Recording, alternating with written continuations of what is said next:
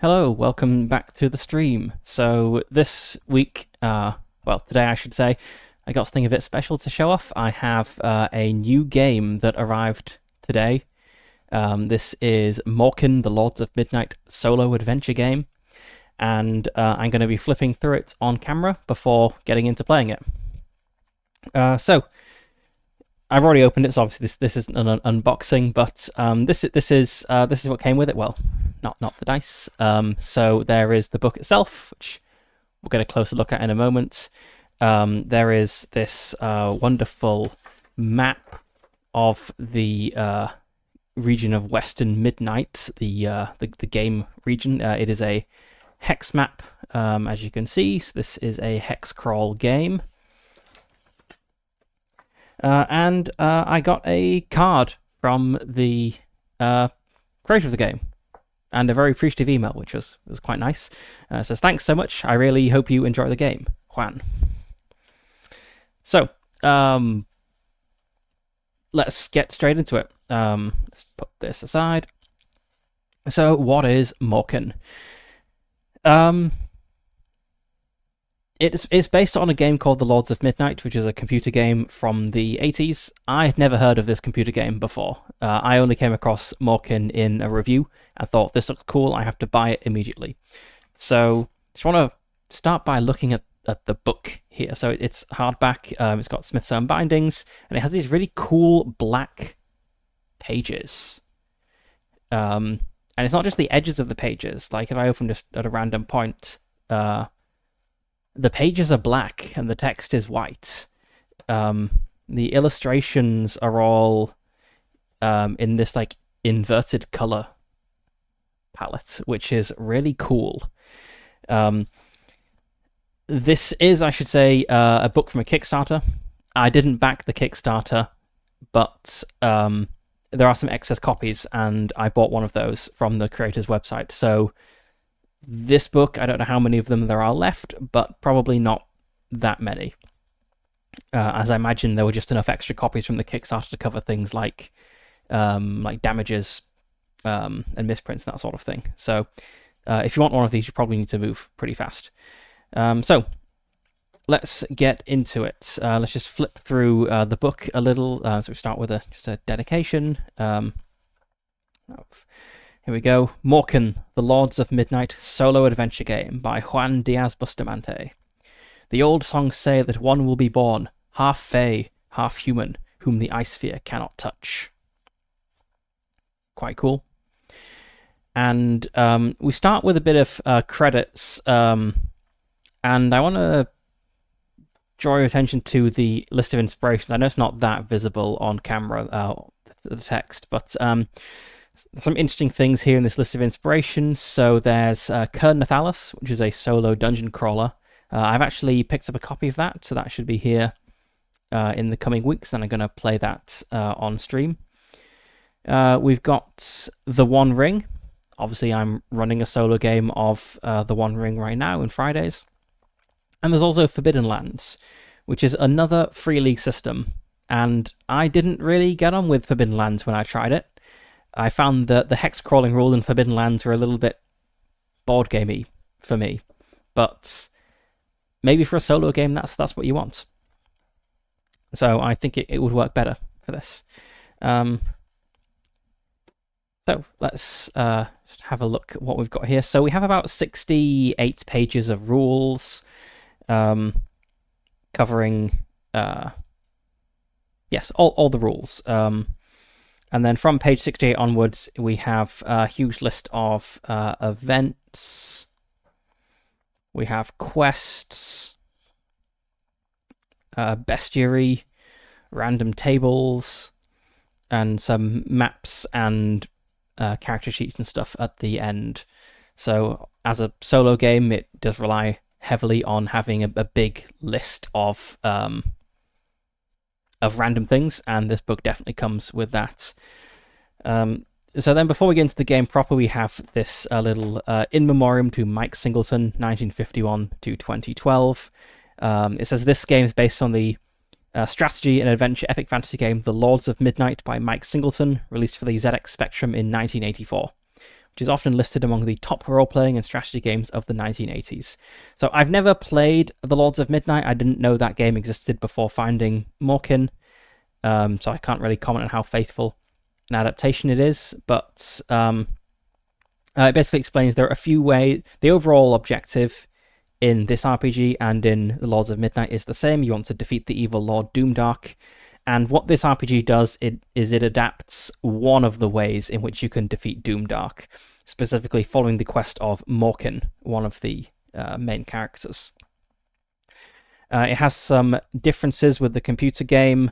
So the computer game focuses mostly on warfare and strategy, and as this game only follows Morkin's adventure, they kind of had to strip out the warfare side of things and introduce some more RPG elements like new events, new enemies, side quests, a few map changes, slightly longer time frame, and dungeon rules. So there's a subsystem in here for procedurally generating dungeons. I think that's probably for the best. Like a solo RPG where you're like actually managing armies would probably feel very board gamey, whereas this feels like it's inspired by the spirit of the Lords of Midnight, but without just replicating that in book form. So now we get into the game proper, and like I just love this the text effects for these huge titles here down the side. And I'm not going to like read out the whole book out loud, obviously, but I would like to read out this introduction here, as I think there are a few neat things in it. So, Doomdark, once known as Gryphallon the Wise, was a cunning advisor among the Wise, a group of powerful sorcerers. He rose to power by serving Lord Ushgarak, whom he helped become a king. Driven by ambition, Gryphallon betrayed and murdered Ushgarak, seizing the crown and ruling through fear and dark sorcery. Over time, his name changed to Doomdark, the Witch King of Midnight, a title that reflected the terror he inspired. Doomdark's power is drawn from winter's dark magic, gaining strength from the deepest cold. His ultimate plan is to unleash this power during the solstice, the longest night of winter, and launch a devastating assault on the free, those who resist him, with both his icy legions and the ice crown, forged by Doomdark himself, which sends out an ice sphere that withers the minds of men. Morkin's mission is to undertake a perilous quest to find and destroy Doomdark's source of power, the Ice Crown. As Doomdark prepares to unleash his might during the solstice, the leaders of the Free realize that conventional battle alone may not be enough to stop him. Morkin, being half human and half fey, is uniquely resistant to Doomdark's ice sphere. Though Luxor the Moon Prince, the leader of the Free, was initially reluctant to send his young son on such a perilous journey, Morkin's mixed heritage makes him the only one capable of resisting the Ice Crown's dark magic. His mission is clear: reach the Tower of Doom, seize the Ice Crown, and destroy it to shatter Doomdark's power, giving hope to the Free in their struggle against the Witch King. This feels really Lord of the Rings inspired to me. Obviously, it's not the same story as the Lord of the Rings, but there are definitely elements of it there, which is fine. Fantasy has a long tradition of copying things from Lord of the Rings, but there's a few like minor things. There's also kind of a big thing that stands out to me. So like some of the minor things, there's a group of sorcerers known as the Wise. Obviously in the Lord of the Rings, the Wise are the wizards and the elf lords. We've got he's called the Witch King. Now, a Witch King is kind of a generic term. You know what I mean. You know what a Witch King is if you hear that title, but I think you can't really expect someone not to think of the Witch King of Angmar if you call something a Witch King.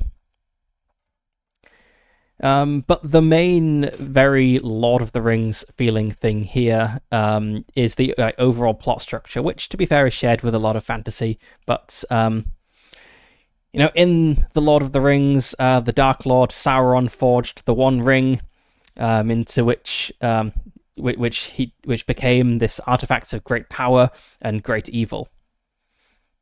In the Lords of Midnight, Doomdark forged the Ice Crown, an artifact of great power and evil, which, like the One Ring, corrupts the minds of men. And in Lord of the Rings, a plucky demi-human, Frodo, sets out to travel far from home to go to Mount Doom to destroy the One Ring. in this game. Morkin, a plucky demi-human, sets out on a journey to go far from home to the Tower of Doom to destroy the Ice Crown. It does feel very inspired by Lord of the Rings, but that's fine.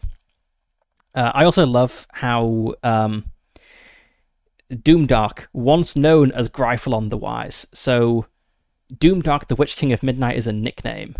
At some point, people woke up and thought, that Gryphon the Wise who's gone off to the north and set up in the Land of Eternal Winter, he needs a spookier name. Something like Doomdark. No, not edgy enough. Doomdark, the Witch King of Midnight. Yeah, that'll do. I'm not sure how that name could have come about organically, but it's fun. Then we get a bit more about the setting. So the Land of Midnight itself, it's a huge frozen realm. The Doomdark, rather, is towards the north. And in the south, that's where the Free Peoples are. Obviously, that's another very Lord of the Ringsy thing. The Free Peoples of Middle-earth resisting the Dark Lord. Here we have the Free Peoples of Midnight resisting the Dark Lord. So the Free are in the south, trying to prevent the encroaching ice. We have the Fae living in the Forests of Midnight. And to the east, we have some barbarian people called the Targ, who might be swayed to join the war effort, but they could just as easily fall to Doomdark's side if the ice sphere grows too strong. So this is a solo adaptation of Morkin's quest, not the whole story. And next we get a bit of what we need to play. So I've got all the sheets and maps and stuff. These are available for free download on the website. They are in this book as well, but I feel they're not so useful in this book because they're in this kind of like black and white inverted color form, which I feel the hex map here is not very easy to read at all. Better to use either the physical map or the download. And to play it, we just need D6s and D10s, so I will be using my Alien, Panic, and Stress. Not Stress. What are they called? Just Panic and normal dice from Alien, because sometimes you want to roll a D66. And if I need to do that, I'll just roll 2 dice of different colors, and one will be the 10s, one will be the units. And we also need D10s and D100s, so I've got 2 of each here. And finally, it suggests keeping a journal of Morkin's adventures. So when we get to playing it, I will be noting down kind of roughly what's happening day by day. Although I won't be writing out full diary entries. The map, let's just get this back. At the moment, the book's not lying flat, but it is a Smithsonian binding, so it should lie flat as I kind of use it more and just kind of break it in a bit. But right now I have to hold it. So we have, so it's a hex map, 2 mile hexes, which is pretty small, but that's made up for by the game having a pretty fast travel rate. You can travel through I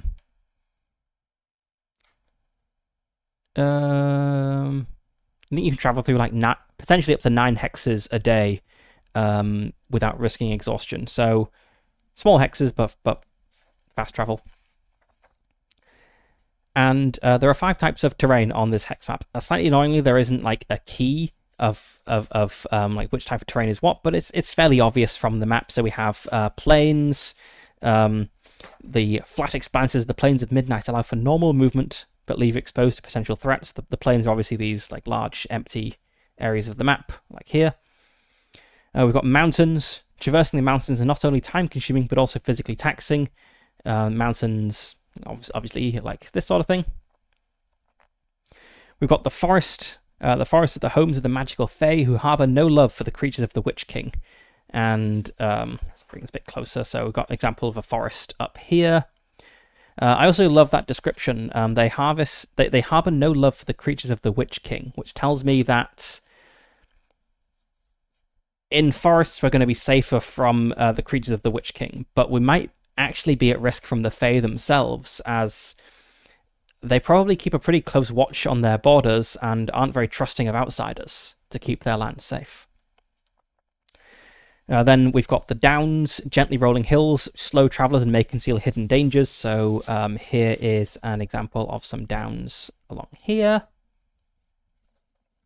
And then finally we have the frozen wastes. Surrounding midnight, these barren lands are impassable to all, free, foul, or fey, which I assume must be these kind of more pointy mountains along the north and western borders of the map.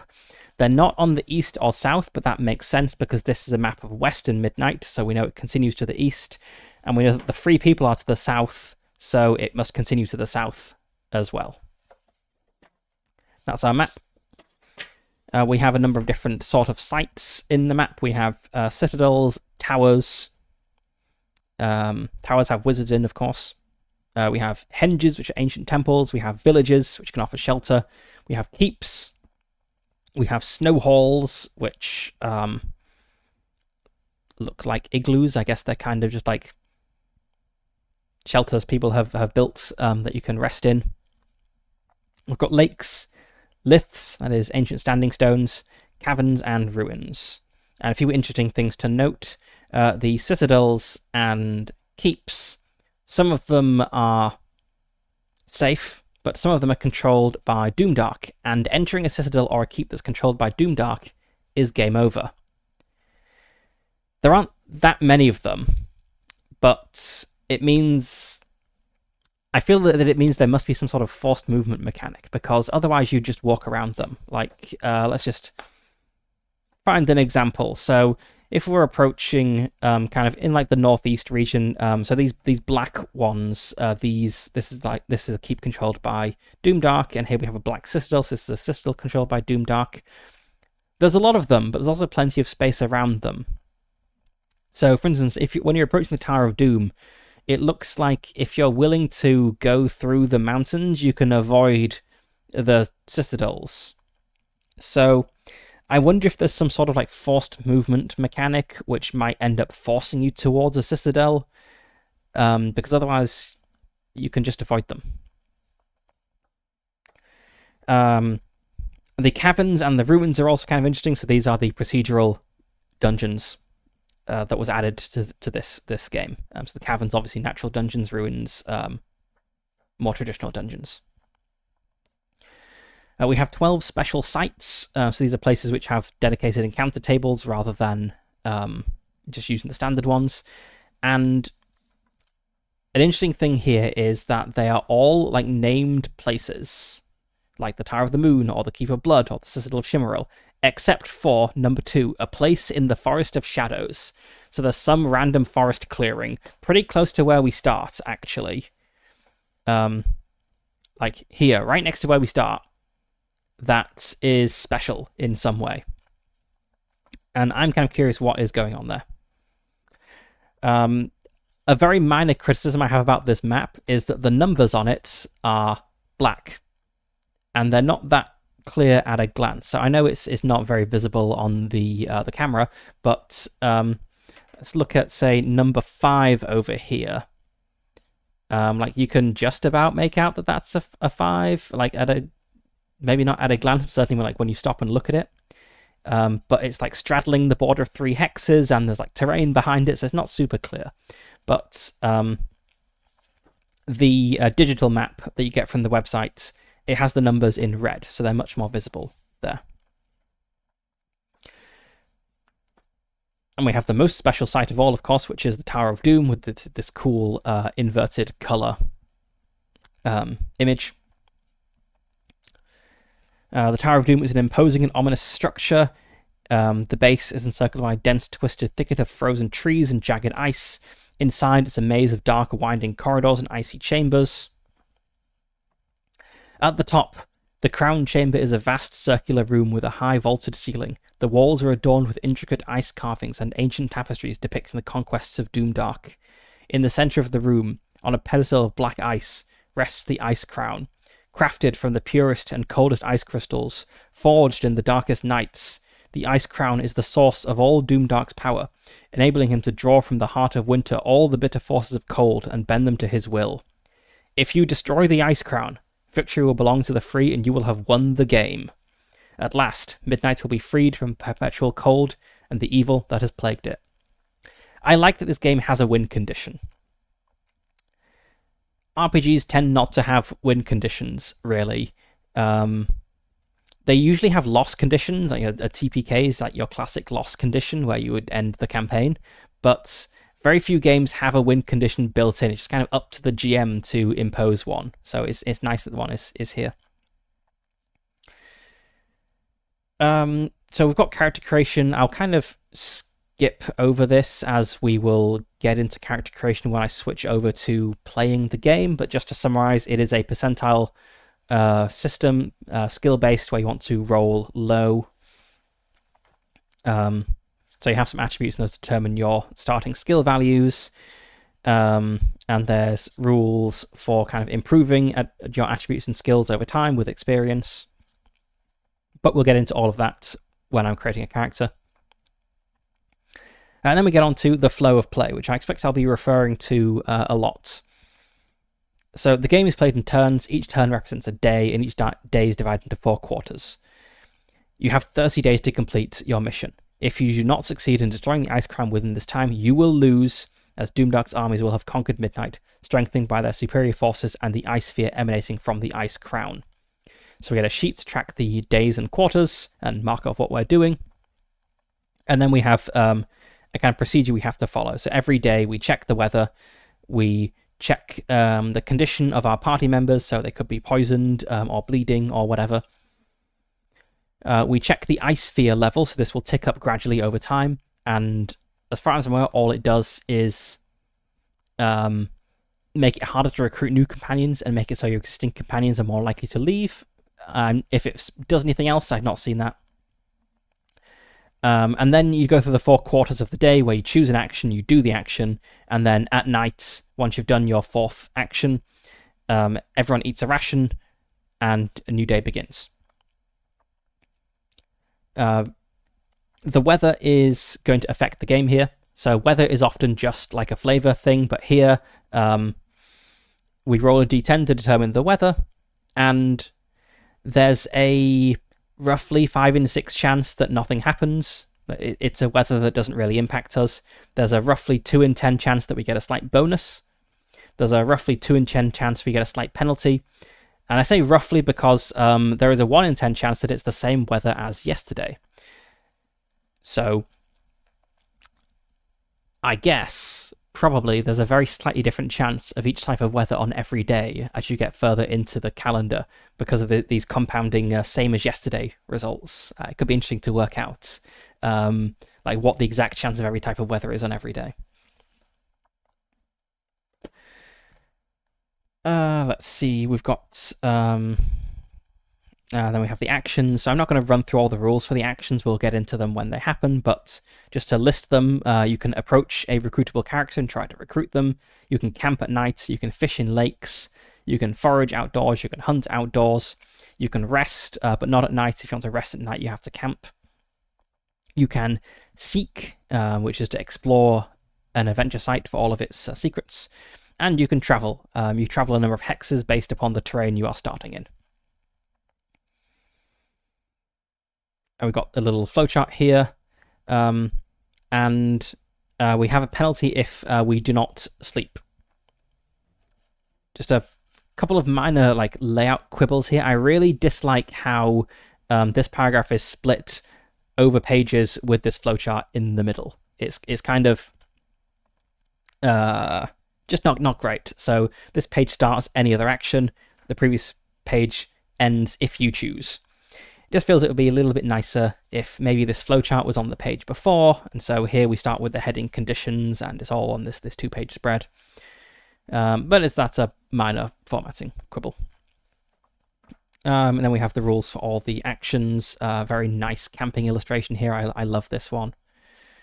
I should say this book with the black pages. I mentioned at the beginning this was from a Kickstarter that I didn't back. I bought a surplus copy of. But you can get this book or you can get Morkin print on demand. However, obviously it's print on demand, so it's worse quality bindings. It doesn't have the black pages. This book is actually just a color swapped version of the main PDF. So if you get this print on demand, you will have white pages and black text rather than black pages and white text. But it's always going to be worse if you get the print on demand. So all the actions, as you can see, we have lots of tables. So generally there's either you'll just roll on a table, or there'll be some choice you need to make which might influence which table you roll on. The travel procedure is quite involved, which makes sense because this is a hex crawling game, but it involves potentially getting lost, involves random encounters. The distance you can travel, as I said, depends on the sort of terrain you start on, which is quite interesting. So hex crawling games have to handle the problem of different sorts of terrain being easier or harder to cross. It's something that has to be handled, otherwise it feels unrealistic if you can move through mountains as swiftly as you can move through clear fields. And the traditional way this is handled is by saying you can move a certain number of miles per day, but certain types of you can move a certain number of miles per day. A hex is, say, 6 miles across, or 2 miles in this case. But some types of terrain will cost more than 6 miles to move across because they're just more difficult. So like some types of terrain might cost 9 or even 12 miles of movement to move 6 miles of real space. And that's kind of awkward, I feel, because you're using miles to mean like two different things there. Like obviously it doesn't cost 12 miles of movement to move 6 miles. You're using miles in both like a concrete sense and an abstract sense. So what some modern games do, like Dolmen would, for example, is it does away with miles entirely. Like hexes might still be 6 miles or whatever across, but rather than talking about how many miles you can move a day, you have a number of travel points that you can use a day, and generally entering or exiting a hex, one of the other, not both, will cost a certain number of travel points depending on the terrain. In Morkin, we're not talking about miles or travel points at all, it's just you can move a certain number of hexes.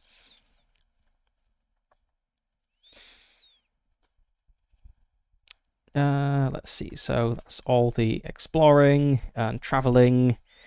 Yes, we have rules for exploring caverns and ruins that come with a whole like dungeon generation procedure with another very cool illustration. So the dungeon generation procedure looks quite involved. I've not even skimmed this really. I've just seen that it exists, so we'll only really get into this when I first start playing. Then we have rules for companions. So in the computer game, you're managing armies. In the RPG, you get to recruit some companions. They do all have strange names, so I assume that these are like companions who existed in the computer game. Maybe they were attached to armies in the computer game, maybe, and now they're just independent, or yeah, I don't know. As I said, I've not played the computer game. But recruiting a companion needs a d6 roll, and you want to roll above the level of the ice sphere. The ice sphere starts at 1 and goes up to 3. So if you're trying to like recruit someone towards the end when the level of ice sphere is 3, you've only got a 50-50 chance of doing it, which is pretty rough. Let's say, however, Forkrin the Skullcrin and Farflame the Dragonlord will automatically join your party without requiring an action. So that is good for them. Why didn't they just use the Eagles to fly the ring to Mount Doom? I want to know why we didn't just use Farflame the Dragonlord to fly to the Tower of Doom. What is Farflame hiding? I'm just asking questions. Companions are handled abstractly, much like the dwarves in the One Ring Moria solo rules. So we don't really track them individually; they just provide bonuses. We've got a table of bonuses here. We'll get into that when we have companions. Also, I've not read any of them out yet, but the book does have plenty of little like example sections next to all the rules. This one's not particularly exciting examples, so I won't read it out, but it's nice to see that we have all these things like clarifying the rules. I think I skipped a page there. Yes, combats. I love all the illustrations. I know I keep saying it, but they look really great. So combat is fairly straightforward, I guess. It's just alternating turns between players and enemies. Though we have an initiative roll at the beginning to determine which side goes first, and the side that wins the initiative roll might get a slight bonus to the first round of combat. One thing that's quite interesting is this combat order idea. So if you have multiple companions, or even if you have one companion, if there are multiple characters, so Morkin plus one or more companions, when we enter combat, we have to determine the combat order. This doesn't determine the order of attacks. I only make one attack roll for the entire Morkin party side. The companions just provide bonuses to that attack roll. What the combat order does is it determines the order in which damage is dealt out. So the players only get one attack, but the enemies get as many attacks as there are enemies. And I'll just read out this example here. You are fighting alongside Lord Shadows and Farflame the Dragon Lord against 4 Despair Spiders. The combat order is 1. Farflame, 2. Shadows, 3. Morkin.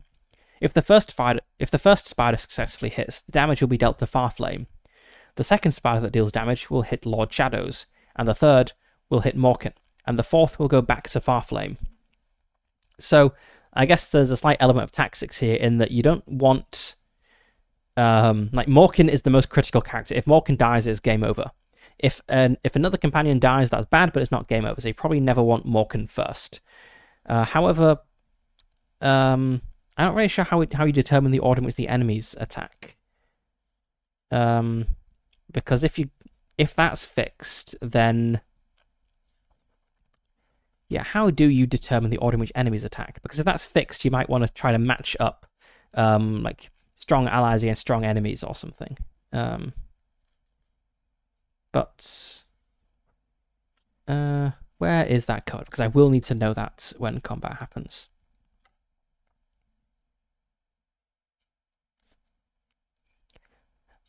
Okay, if there are multiple enemies, choose which one to attack. No, I want to know about enemies attacking.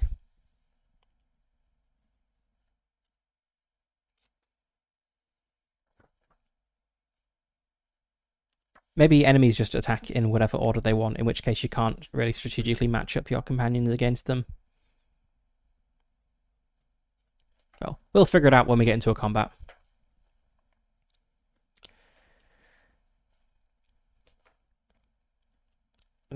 So we have some rules for if you're near death and if you're dead. So if at any point Morkin or a companion is left with less than 10 HP as a result of combat or an accident, he will lose his horse, as it is assumed that the horse has either fallen in battle or fled. And losing a horse means you move more slowly, so we'll be able to travel more slowly. We will potentially be at risk of missing our deadline. Death, if any companion, including Morkin, has their health points reduced to 0, they die. So no negative hit points, no death saves, you just die at 0 HP. If Morkin dies, let's hope that Luxor the Moon Prince, his father, can lead the free armies with the help of the Fae to defeat Doomdark, but that is a story not told in this game. So if Morkin dies, it's game over. Now we have rules for healing, rules for conditions, and that's it for the rules. So just read this little start section, then we'll get into playing.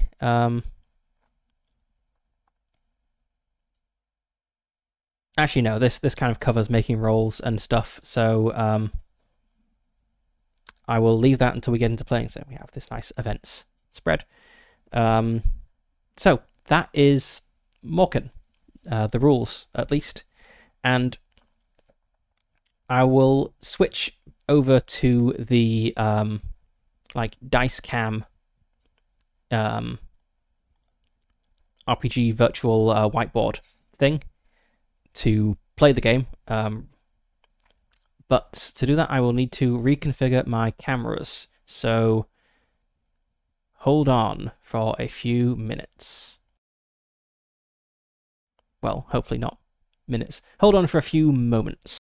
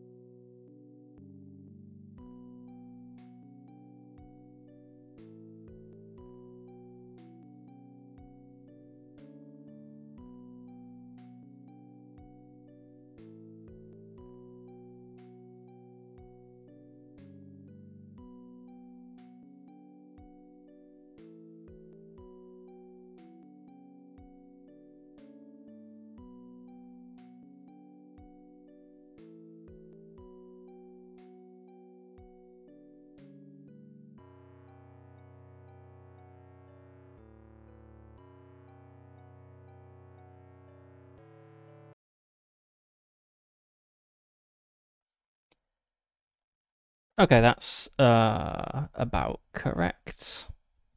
Adjust this very slightly. There we go. So I should mention I figured out how to increase the resolution on the camera, so hopefully the dice will be more legible now. But it's still not ideal having. So I'm using my phone as the camera for the dice and the book, but it's not ideal needing to kind of switch between things. So I probably will just get like separate webcams for separate 4K webcams for those one day. But that is that. Oh, I should move myself over here. Right, and let's get into some Morkin. So the PDF, very sadly, is black on white, as I said. It doesn't have the cool white on black, though some of the illustrations, I think the camping rules illustration is still the inverted color one. There we go. Yeah, so we still have the like cool inverted color camping illustration, but most of it is a much more standard color palette. And the map, as I said, it has the numbers for the like points of interest or the special encounter areas in red, which is much clearer at a glance. So here is down here number 5, the one that was harder to read. Actually, let me look at the map. Look at the paper map again. I think it was actually different. Oh, interesting. So the paper map actually extends. Oh God, let's try to get this in view. Hello, camera. Why are you lagging? Right. So the paper map extends a few more hexes off to the side than the digital map. And so the 5 is positioned to a different point because there isn't room there on the digital map. Interesting. But anyway, it's much more legible with the red numbers.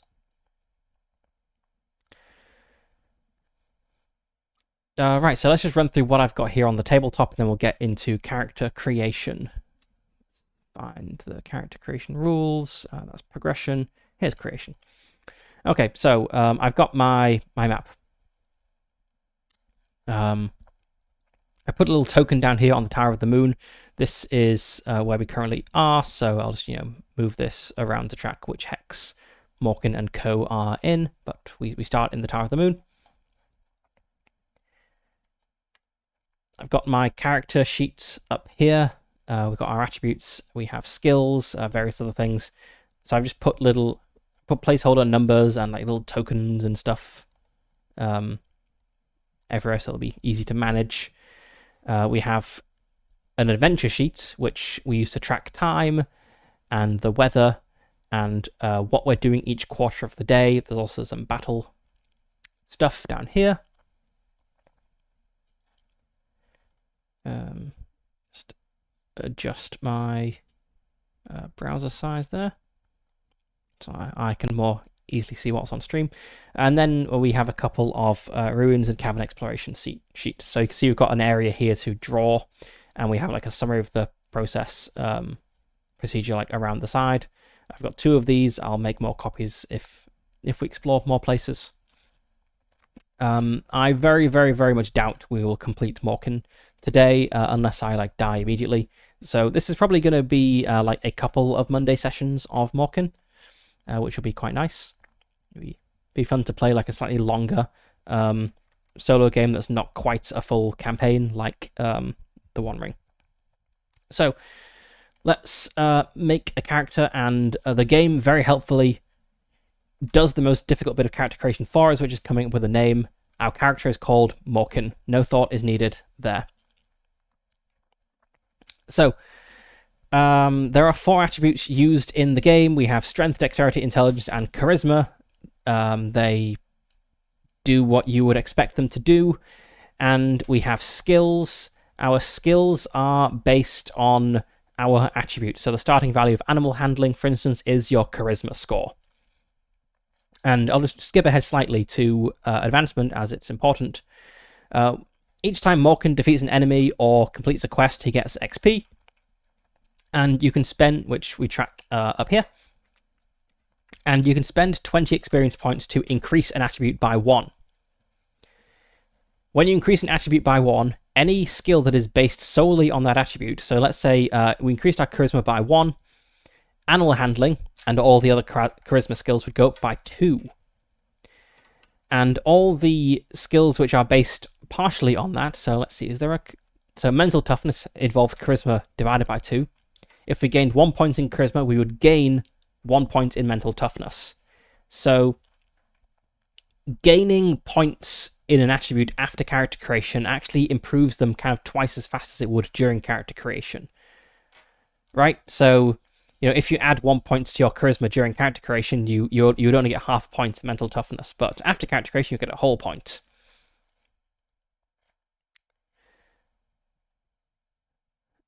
I don't know if there's any like strategy there or anything. I assume not. I assume it all makes sense and works out, but that's a thing to be aware of. So our attributes, we assign 50 to one, 40 to another, 30 to another, and 20 to the last. And I have never played this game before. I don't know which skills are going to be the most useful.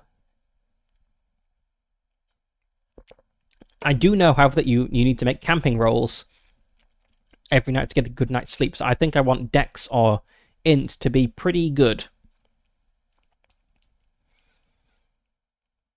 Int is also used for first aid. That's good.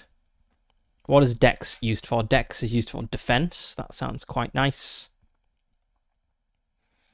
Hunting for it. Okay, Dex is pretty good. Int is used for orientation and perception. Okay, of course there isn't going to be a clear worse or best attribute. I think I'm gonna put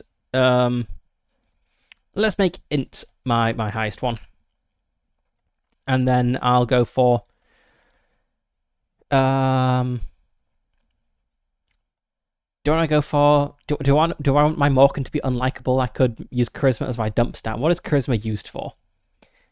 Animal handling, mental toughness, but I've got good ints. Persuasion. I don't know if it's going to be... Oh, I do remember something else charisma is used for. It's used for buying stuff. It affects the price of things. But I feel kind of comfortable making charisma my dump stat. Gonna go for 50 intelligence. Let's go for 40 strength, 30 dex, and 20 charisma. So that's gonna determine all the starting values of our skills.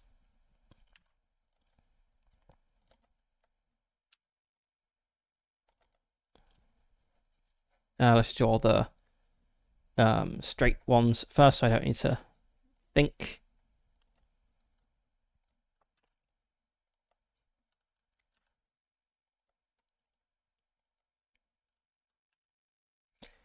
The reason I made strength the second highest one, even though I was kind of umming and ahhing between dexterity and intelligence, is because I imagine there's going to be a lot of fighting in this game, and strength seems pretty useful for that.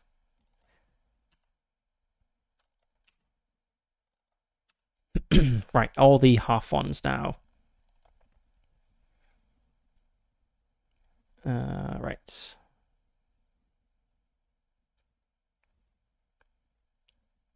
Okay, what are the dex over 2, int over 2 ones have we got?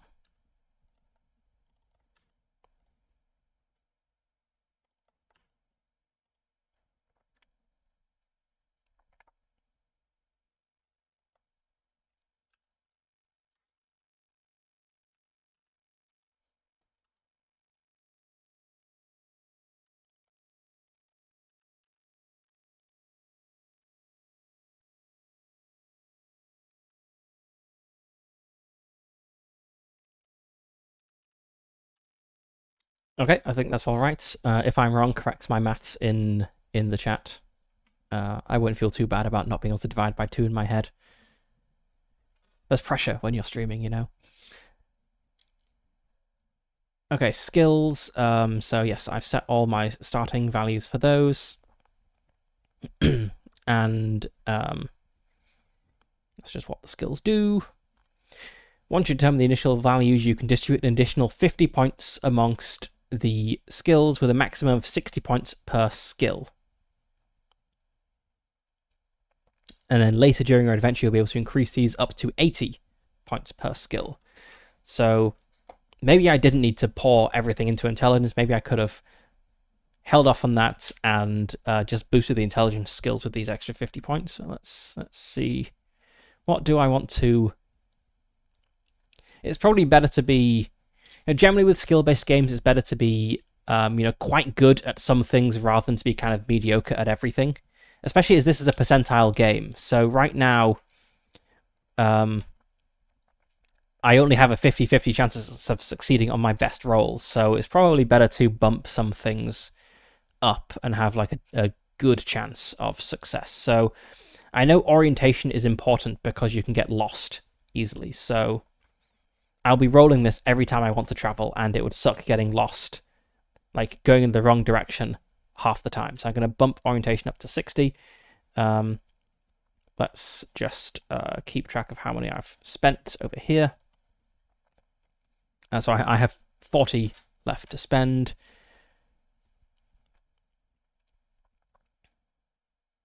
I think I'll bump camp up to 50 as well.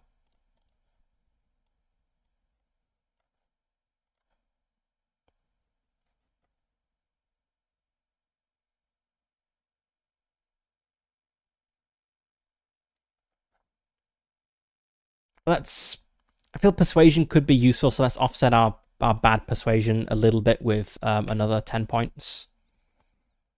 I think I'm just going to do this in terms of tens. I don't really feel like breaking it down to smaller amounts. Okay, 20 points left. Defense is always a good skill, so let's bump that up. And then we have 10 points left. I'll put that into melee. Okay, here are our skills. So our best skill is orientation, which that's the skill you need to roll to successfully travel in the right direction when you're moving between hexes. So that's an important one. Let's see, now what? So yes, it's, as I said, D100 roll under, so if I wanted to succeed on a camp roll, I would need to roll my D100, and that was a 68, so that was a failure, actually. But that's how it works. One thing I don't like is the rules for opposed skill checks. So opposed skill checks in this game, you roll... Like both you and the opponent roll, and then the lower score wins, which on the face of it, that makes sense. It's a percentile roll low game, so, if two people are rolling off, you just roll. If only one person succeeds, that's easy. But if both succeed, you just look at whoever rolled the lowest, right?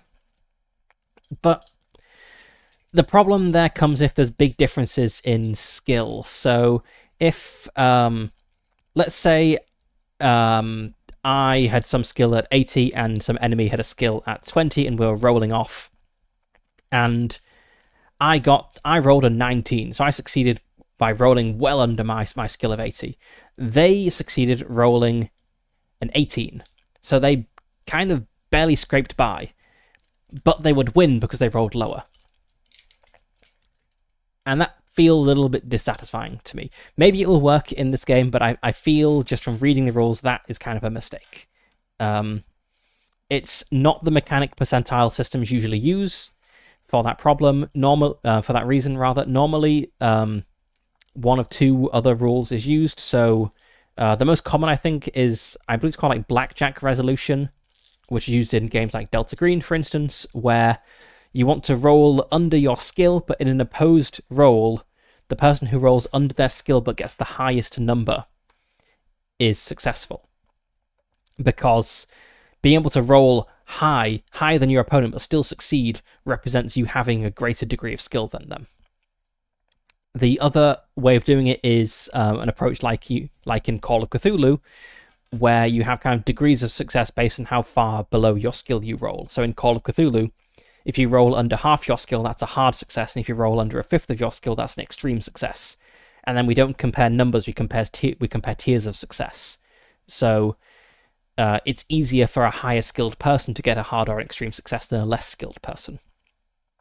So yes, just roll under lowest number winning, I think is not a great resolution mechanic for opposed rolls. But we'll see. And then we have to choose a mastery. So this is a specialization that will give us some bonus. So it could be a weapon master, increasing our melee by 10. We could be a shield master, increasing our defense by 10. What's our melee is 50, our defense is 45. We'll be a scout, increasing our perception from 50 to 60.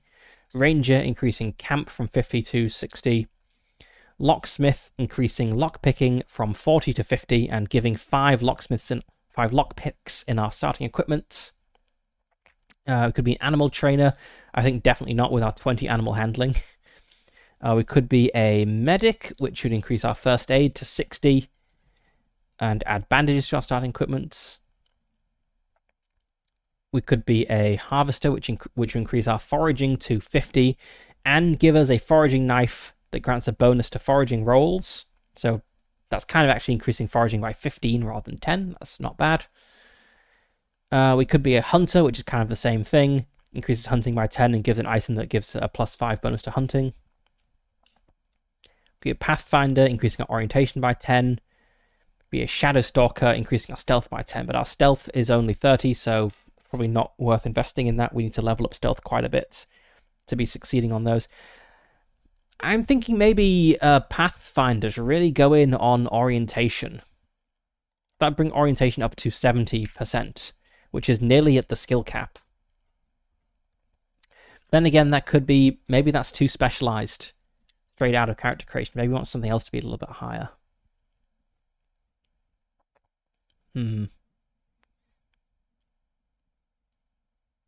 First aid could be useful, as that is the only way to recover damage, I think. And so it'd be nice to have a more than 50-50 chance. Yeah, I'll be a medic. Also, you need bandages to do first aid, so starting with bandages is useful. So I'm a medic, and let's just note down that in our backpack we have... Oh, actually, bandages don't go in the backpack. They go here. That's why important they are. They've got their own slot on the character sheet. Okay, finishing touches. HP. Max and current HP goes to 50. I could have filled this in beforehand, but I didn't think to do that. Defense value is half your defense skill. rounded up. Rounded half your defense skill rounded down. A defense skill is 45, so that's going to be 22. And this is used in combat in a kind of interesting way that I've only seen White Hack do this. So in combat, obviously you want to roll below your melee skill, but the enemy has a defense skill. So how do you kind of do this? So you could do an opposed roll, but that would mean every attack is 2 rolls, which is fine. Some systems do that, like Call of Cthulhu, for instance. But a neat way to handle armor in a roll under system is you use the like armor or dodginess or whatever of your opponent kind of as like a minimum threshold you've got to roll over. So you don't just have to roll beneath your attack like stat, you also need to roll above your enemy's defense stat. So my melee is 50.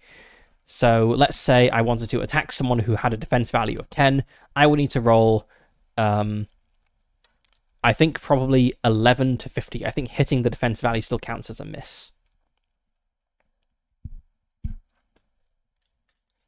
No, just a nice little way to handle that without additional rolls. We've got fatigue. So fatigue starts at 0, and the max fatigue. Why? Oh, I see. It is max on the left. That's a bit odd. It's normally max on the right. So you'd have like 10 out of 50, for instance, rather than 50 with 10. Okay, fatigue. Your max fatigue is your strength by strength over 5. My strength is 40, so that's gonna be 8.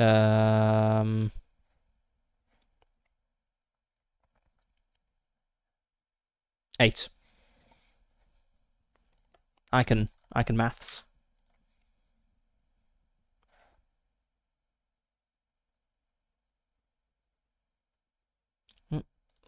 Let's clear this message.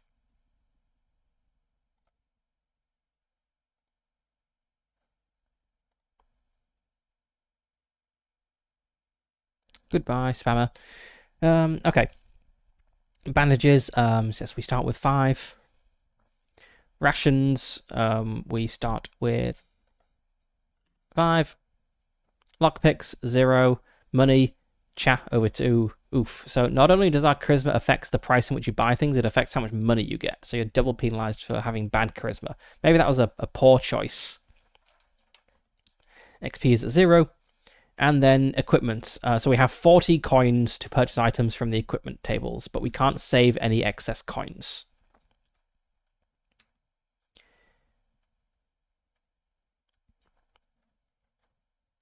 Let's where is the equipment? The equipment table is going to be at the end of the book, isn't it? I've got several copies of the PDF open because, you know, we'll need it.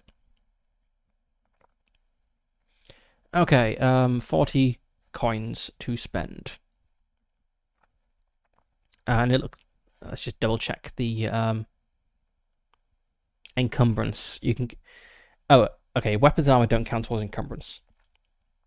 Aside from weapons and armor, you can only carry equipment that fits in the slots of your character's backpack. 6 items, with some special backpacks allowing up to 10 items. If you acquire a new item and run out of space, you must make room by selling or discarding an item you no longer need. And identical items stack. Okay. Here's the equipment list. Okay, so 40 coins. And what is my charisma is 20. So I'm looking at this rightmost column. Buying price with minus 30 charisma, which I guess that means 30 or lower. And selling price with 30 or higher. So I'm paying max price on everything because I am like socially repulsive. I'm unable to haggle. Merchants just see me and think, look out, here comes an idiot, raise all the prices. Oh god. Maybe 30 charisma is the sweet spot because then you get the kind of middling price for everything.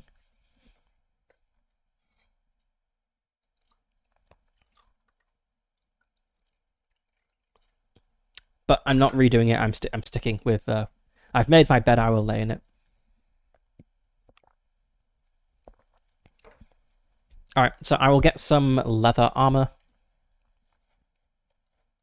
Let's just keep track of how much money I have spent.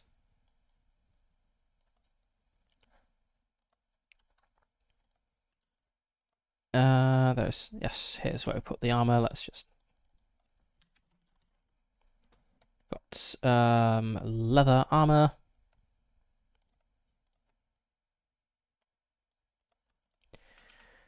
Which has an absorption value of 1. That sounds bad. We can't afford a helmet or anything. Or a shield.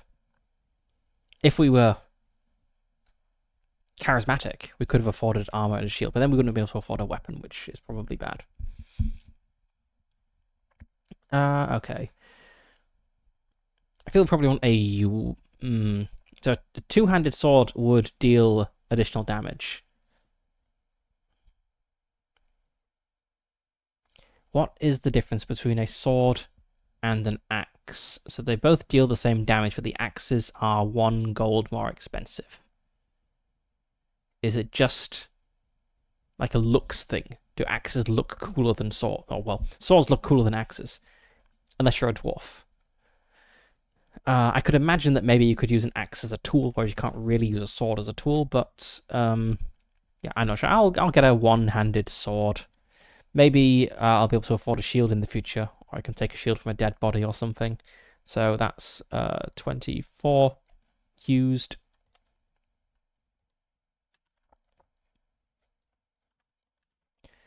I'm not sure what this bonus is. This may be the bonus like from companions.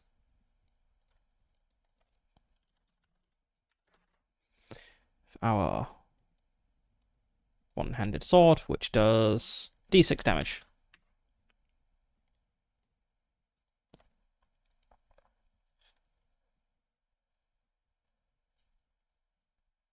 Okay, so I've got 36 coins left. I could get an axe as well, which that could be useful if I were to lose my sword, but maybe there's some other stuff that's useful.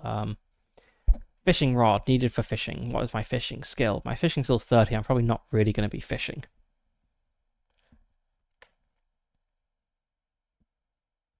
Could get a compass, but my orientation is already pretty good, and it would cost a fair bit.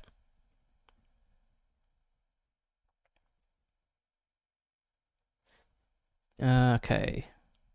Camping gear. Pretty standard RPG equipment, really. It keeps going. Got two pages. We have 20 things. Let's skim through them all and then decide. Whoop, typo. Thief tools. Thieves tools. A hunting bow, foraging knife. I have more bandages. Bandages are pretty cheap. So that might, if I've got like a little bit of money left over at the end, that might be a good way to use it up. Rations. We've got 5 rations. Oh, it's 3 silver per ration. It would have been 1 silver per ration if I was charismatic. I start with a horse, so I don't need to buy a horse.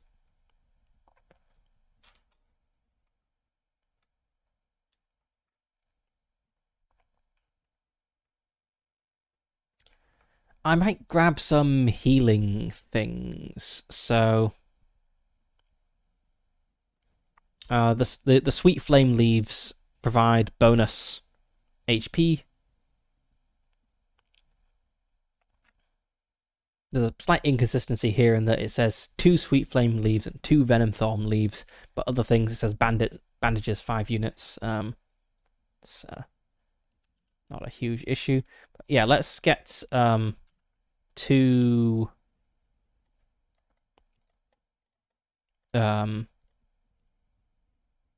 sweet flame leaves.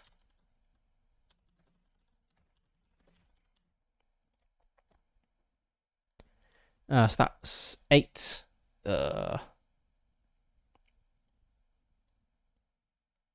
32 coins used up. I could get 2 venom thorn leaves, which would use up all of my remaining coins. But do I want that or do I want something else?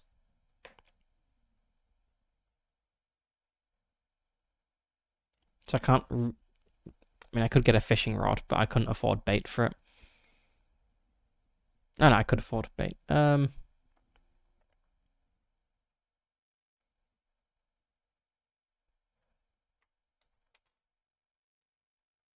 Let's get the Venom Form leaves. It might be a bad choice at this stage of the game, but I don't know.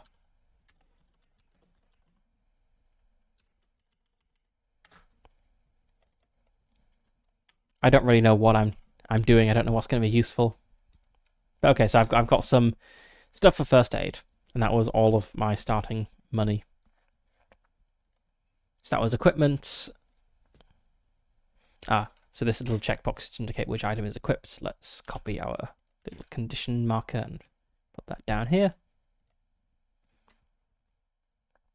And Morkin starts with a horse. Is there somewhere to note down that I have a horse? Because if my horse dies, I'll need to know that I don't have a horse.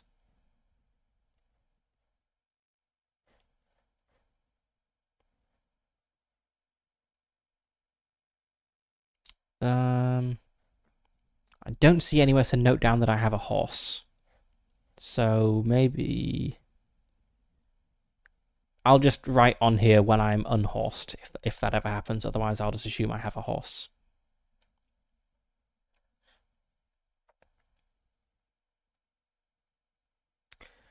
Okay, so yes, I previously talked about attribute improvement. The other way of advancement is so if you roll a 5 or below on a skill check, that is a critical success, and that lets you increase the relevant skill by 1 point. So there's two ways of improving skills. There's getting 20 XP and improving the corresponding attribute. That will boost a skill up, I guess, a bit more quickly.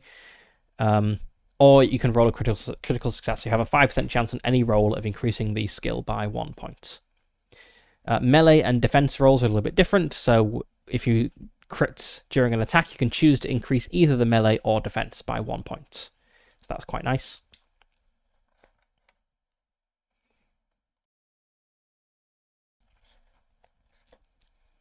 And I think, yes, that's all the descriptions of actions and stuff. So let's jump over to start. And I will read through this and then have a short break, and then we'll get to it. So let's get over to our map here. You begin your journey towards the Tower of Doom with the goal of destroying the Ice Crown, the source of Doomdark's power. You are alone, with no army to support you. However, thanks to your half-human, half-fey nature, you can endure the extreme cold emanating from the Ice Crown. As Doomdark's armies march south to conquer Midnight, all hope rests on your shoulders. You know the direction you must travel. North. Specifically kind of northeast over here to the Tower of Doom. The journey will be perilous, and there is no certainty of your return. You start at the Tower of Moon, located in the Forest of Shadows. Refer to the map. I've got the map.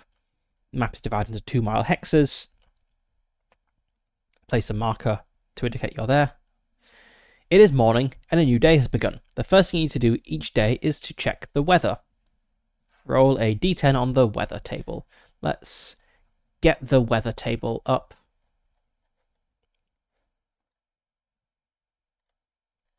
In fact, I'm going to refer to this a lot, so let's copy the weather table onto the tabletop here, so I don't need to keep flipping flipping around. Let's put that there. Shrink it a little bit. Okay, let's roll a d10 for the weather. 8. Snow, no effect.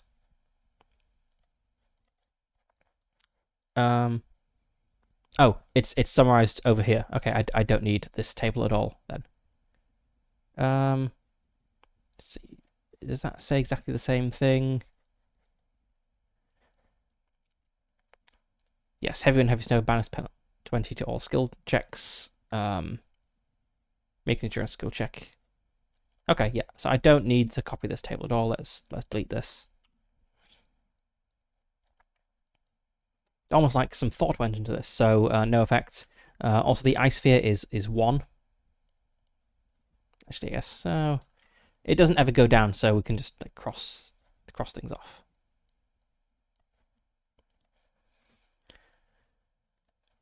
Right, we've determined the weather. Since you are at one of the special sites, look up the Tower of the Moon in the special sites table.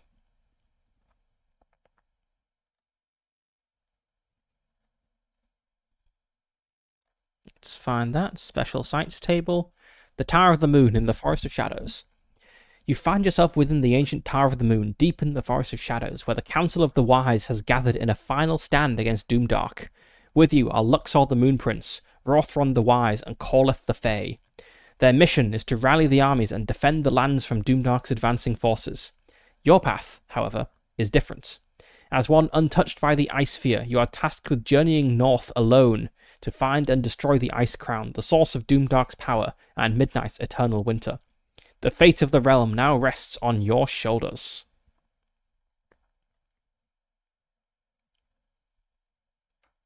Very dramatic fate of the world stuff. As you already know, the day is divided into 4 parts called quarters: morning, afternoon, evening, and night. Yep, we are in morning right now.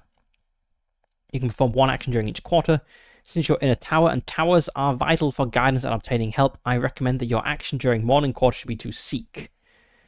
Mark the morning quarter and the seek action on your adventure sheet, then roll on the seek tables. Let's do this.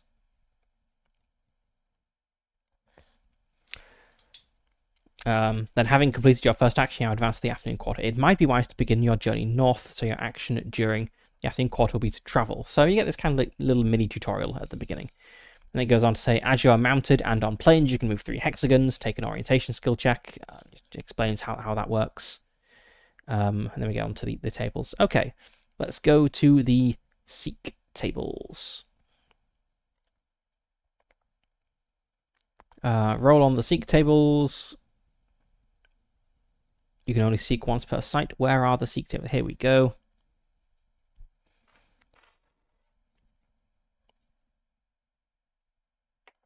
That is a 7.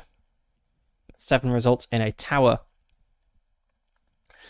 A voice calls, looking for Coronel the Fae. You must seek the village of Kor. You receive Haste of the Winds. For the rest of this day, and the whole of the following day, the number of hexes you can traverse per quarter is increased by 1. Not bad. Let's note this down in our journal.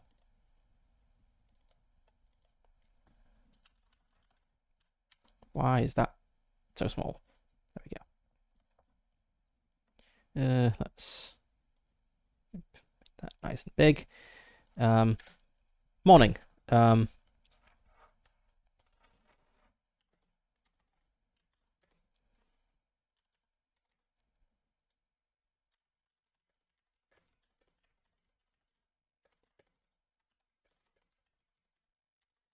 Not begin the journey, begin the quest. That's an appropriate word for this situation.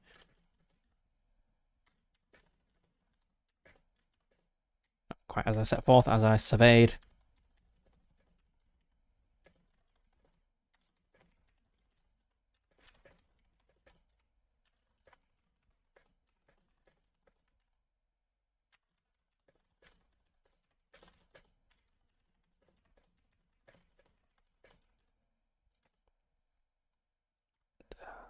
Found my feet, I suppose.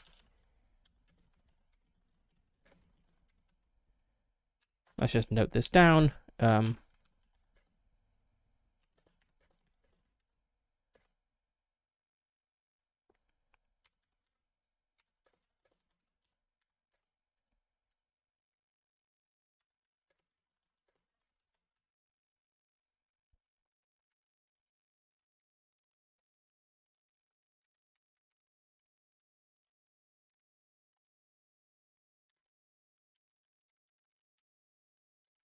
So we've done morning, next is afternoon. And it suggests we start by traveling north. However, I'm kind of interested in this. I'm actually going to make a beeline towards number 2 here, which is, I guess, northwest. But before getting into that, I have been talking for an hour and 20 minutes straight, so I'm going to have a very short break and be back in a couple of minutes.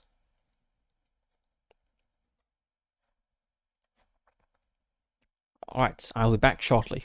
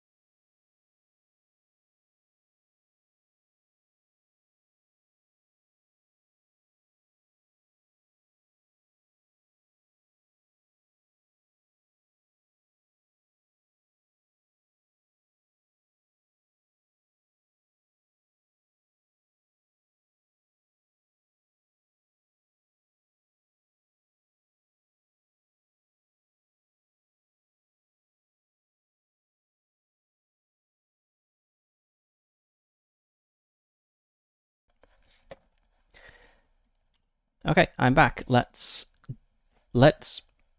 mork. Okay, so I'm going to travel rather, which is quite an involved procedure. So let's work through this slowly, make sure we get it all right, as there are several steps to it. There is an example here, but it's probably faster to just work through it. I've read this example a couple of times. I think I get it. So, do we have actually a...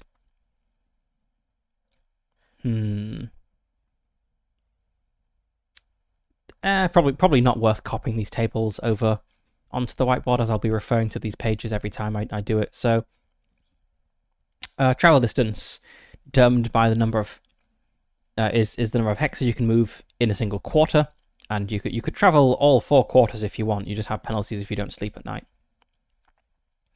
I have a horse, so I'm moving at horse speed, and I'm at a site, so we treat that as planes for the purpose of determining distance, which means I can move 3 hexes in this quarter.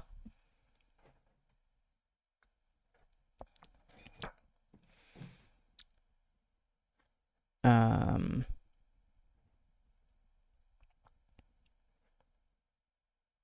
feel this should surely be after. Oh well, because it's to do with encounters. But okay, so I start by making an orientation skill check. My orientation skill is 60, and I'm attempting to move due north. So I'm gonna roll my D100. And that is a 95. That is a miserable failure. I have failed my orientation skill roll. So now I have the handy getting lost hexagon. So where do I actually go? 3. I stay in the same place. Do I need to check for an encounter? Yes. Remain in the same hex and lose this move. Roll a d10. If you roll a 1, you'll have an encounter. Okay. That's a 9. Sorry, no, that is a 6. No encounter. Okay, so I just kind of like wander around, but I'm confused by my surroundings. I don't manage to make it out. So I've still got 2 moves left because I'm departing from a plains biome. So, a plains hex. So that's going to be another orientation score. Starting to think I should have maybe taken the Wayfinder rather than the medic, but we'll see. That is a 56. That is a success. So I was trying to move due north because I want to kind of swing around to this point of interest over here. I sadly won't get there this quarter, though, because I lost my first movement. But okay, so I travel there. This isn't a hex I've already explored. Fail the check? I didn't fail the check. I didn't get a critical success. I didn't get a fumble on my failure. May need to add fatigue depending on the terrain type and whether Morkin is traveling on foot or horseback. I don't need fatigue because the new hex is a forest and I am on horseback.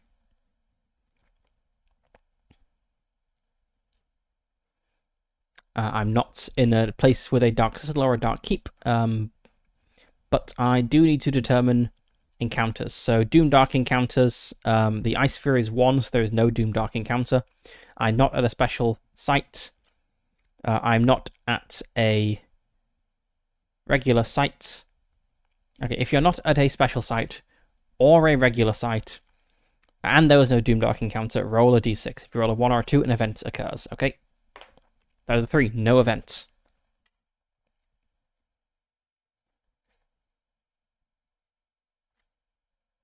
Okay. Then now let's try to move north again.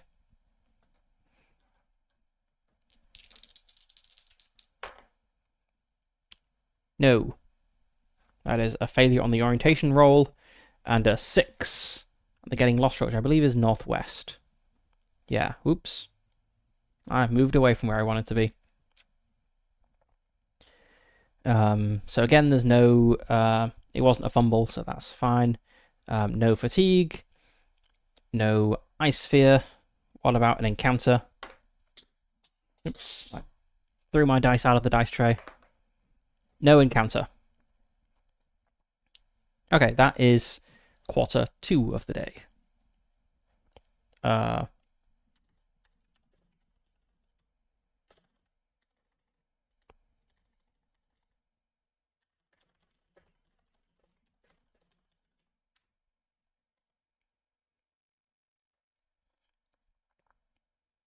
right, we're afternoon.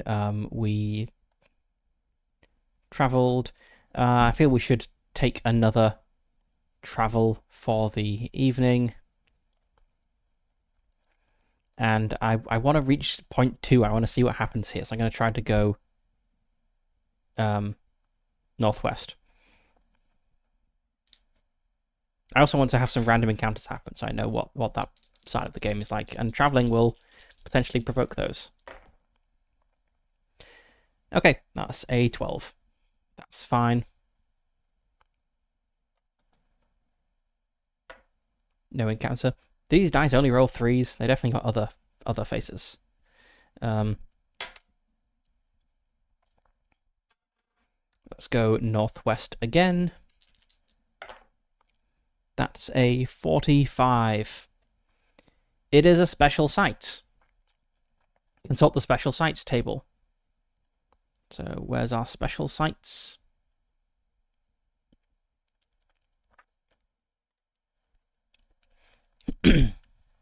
Forest of Shadows, home of the Lord of Shadows. Here you meet the Lord of Shadows, a loyal ally to the Fae, eager to assist you. Lord of Shadows doesn't have a horse, so he travels by foot. Okay. Follow the companion rules. Do I just get him?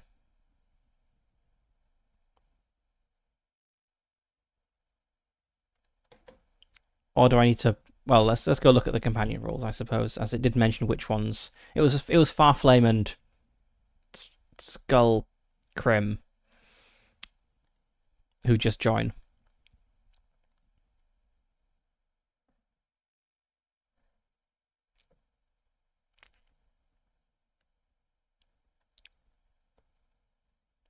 Yes, Falkrin and Farflame will automatically join. This was Lord of Shadows, so I need to try and recruit him. But I have. That was my evening quarter. Let's note that down. If I was to try to recruit him now, it would be night and I get a penalty for not sleeping. So I think I want to sleep and try to recruit him in the morning. Surely he'll still. It didn't mention that he wouldn't be around.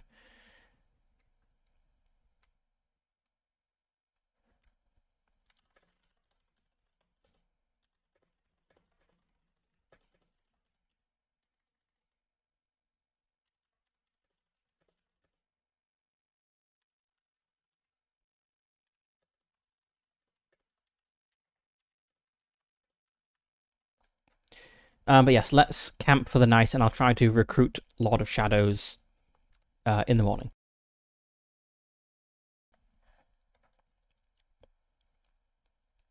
So, camping. In camp at night, you need to perform a camp skill check. Maybe Lord of Shadows is sharing my camp with me. I'm being a very hospitable wanderer. Okay, so I need to make a camp skill check, which is a 50-50 chance. So again, not great.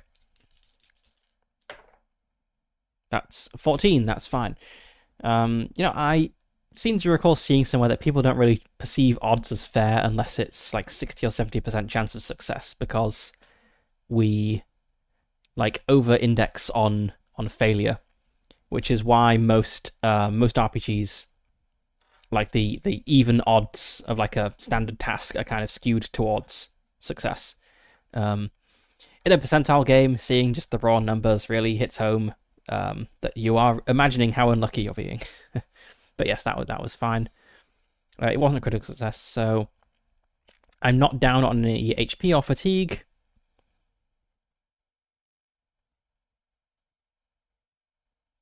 If you're in a village, you have to pay to camp. Well, you have to pay to make use of the village facilities, otherwise you have to roll to camp. Oh, there's modifiers as well. It would be nice if it had mentioned these modifiers on the previous page. Let's just check the physical book. Is that a 2-page spread that I've kind of messed up by looking at the PDF 1 page at a time? Let's see.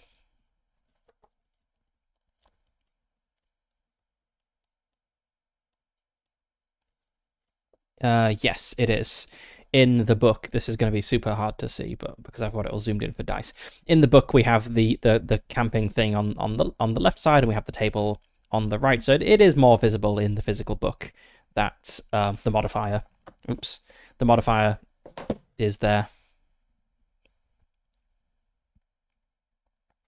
I'll never get this tray aligned again. That's close enough. Anyway, I succeeded. It wasn't a critical success or a fumble, so that's all fine.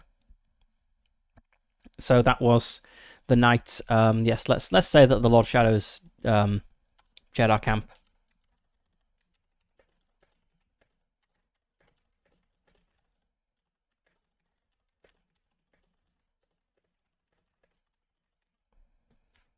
He lives in the forest. Maybe he's interested by tales of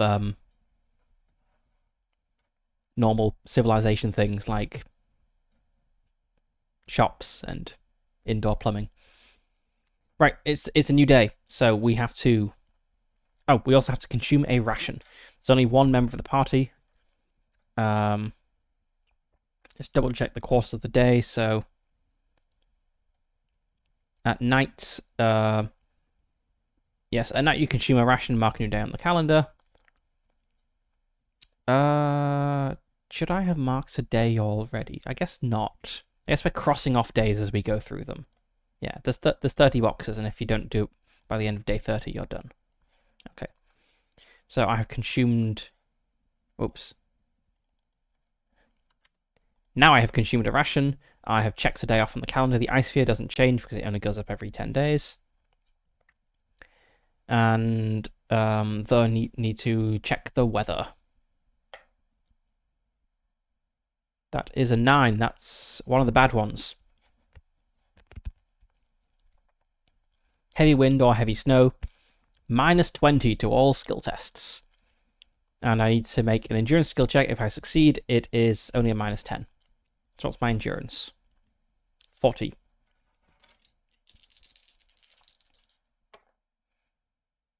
That's 100. That's a fumble. But I guess there's no special penalty here. It's just pass off or fail. So that wasn't successful. I'll just cross that off to indicate. No one is poisoned, bleeding, hungry, or exhausted. And we're back around to morning. So I'm going to approach the Shadow Man and try to recruit him. See if he wants to join my glorious quest to save the world from Doomdark. So let's... Here we go. Approach. Special locations where a recruitable character is present. You can take this action to persuade them to join your party as a companion. Roll a d6 to determine the character's courage. The outcome depends on the ice sphere level. So the ice sphere is 1, which means a roll of 1 means they are too frightened to follow. So I have a 5 and 6 chance of getting this guy, which is pretty good. 3. Okay. On any other result, the character agrees to join the party. You then add them to your character sheet and apply their bonuses following the companion rules. Where are the companion? Here. Here we go. I see. These are the approach rules are kind of replicated here. Okay, so they don't consume. So they do consume rations. They can take damage. They don't take fatigue. Only Morkin takes fatigue, and I can dismiss them. When the ice sphere gets to 3, they will start to leave. And they get bonuses and stuff. So let's... Why is there only space for like 3 companions? When there's so many of them.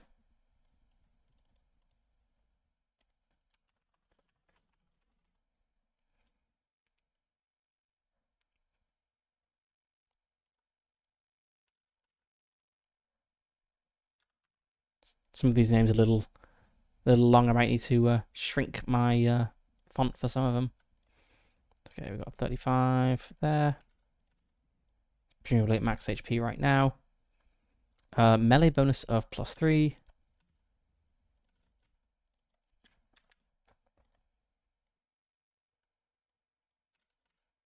Defense of +2. Damage is +1. Perception is +2.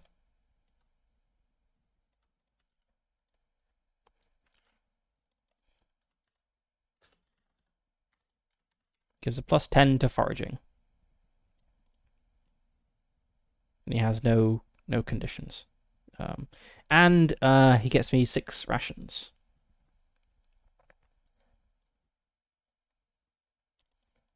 So I want 10 rations now. And, okay.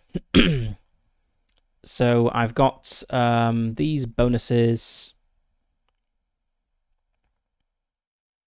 Oh, some of these are... Oh, Farflame the Dragon Lord. He's pretty good with his +10 to melee and +20 might. I suppose he's a dragon. Okay, so... Right, so that's what all these bonus columns on here are for. So I guess I don't... I suppose I do need to note that down so that I... Actually, I don't need to note these down at all. I can just copy this table in. Let's put this down here. Actually, no, let's put it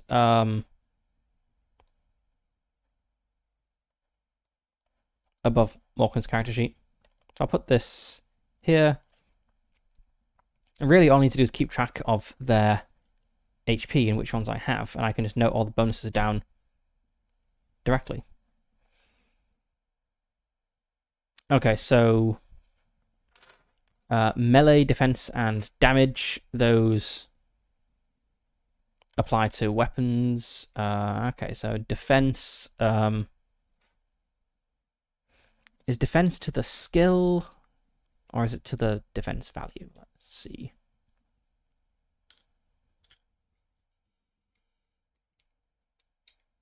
Yeah, it looks like it is to the defense skill, not the defense value. Okay, so not huge bonuses.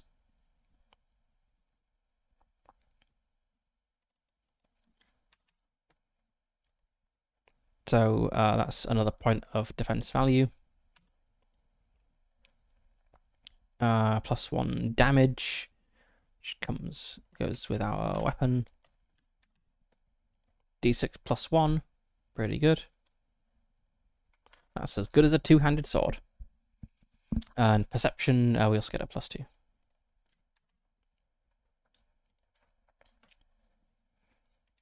Okay. That seems good. Yeah, there's no point noting down all these separate bonuses. If I can just refer to the whole table. If I were playing this like with paper, I guess you. No, even if you were playing this with paper, you could print out or just like write down one copy of all the companion stuff. I don't know. Okay. Anyway, that was the morning. So let's note that down. We recruited him.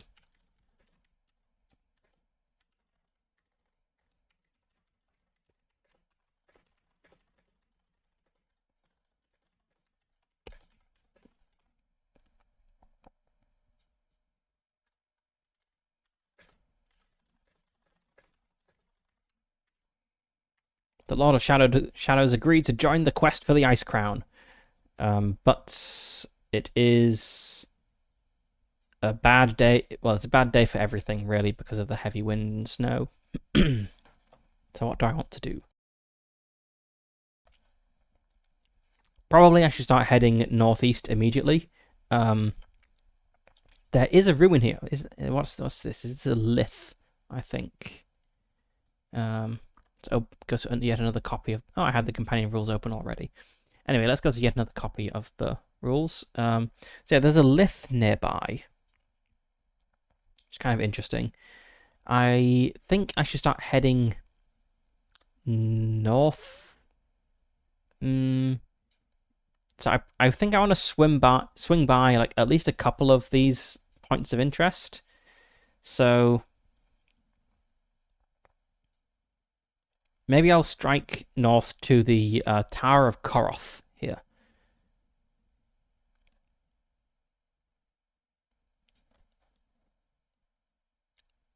And I could go via the Ruin of Ashimar, which is an adventure site. That could be interesting to check out. So I think I want to go like north, northwest this quarter of the day. All right, let's mark afternoon as travel. And let's see if I make it. So I got the -20% penalty because of the bad weather. So I only have a 40% chance of being able to travel in the direction I want to every time I try to move hexes now. So that is quite poor. I will likely not make it. That's 10. So we move up 1 hex.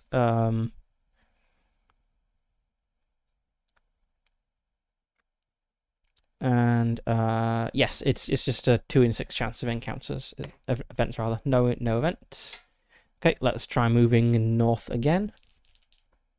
Oh, I can't move as fast because the Lord of Shadows doesn't have a horse. How far can I go? I can only go 2 hexes. Okay. And I definitely can't buy him a horse because not only is there no around here to buy horses, I don't have enough money for a horse.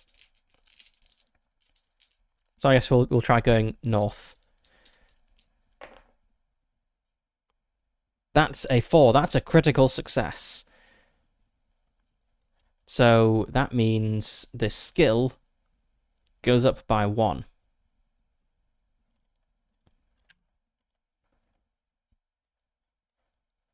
Move 1 more hex. Let's note down what I did for this quarter. We struck out in the direction of the Tower of Koroth.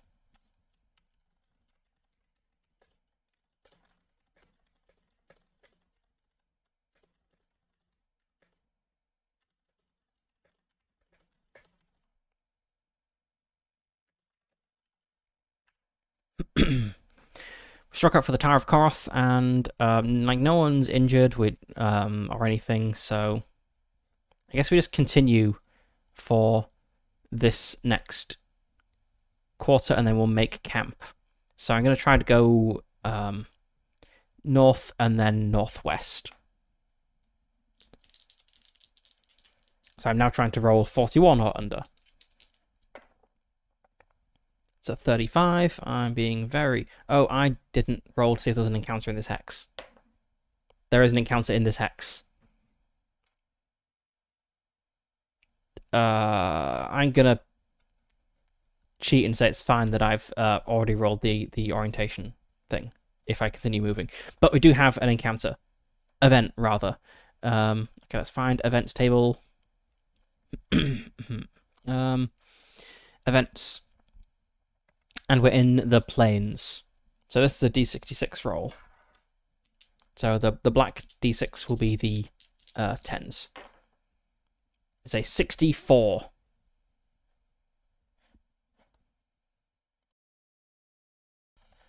Event 133. So you can see this is kind of how the game introduced all of its dynamism. There's 153 different events. Well, one of the events is victory. So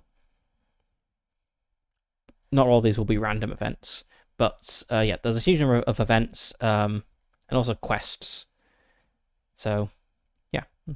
And it's 130. Is this hyperlinked? It's hyperlinked!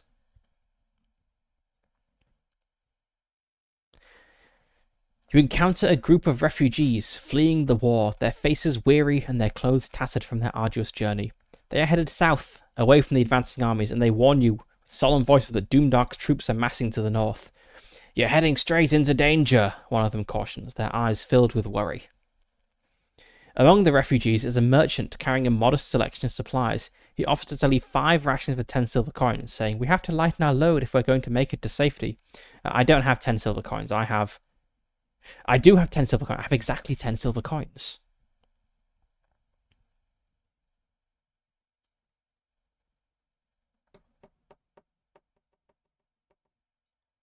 Yeah, sure, let's do it. Thank you, merchant. Let's note that down. We encountered...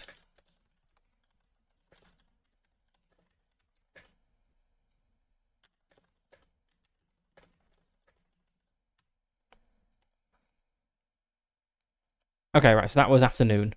And now we're in evening and we're continuing to travel.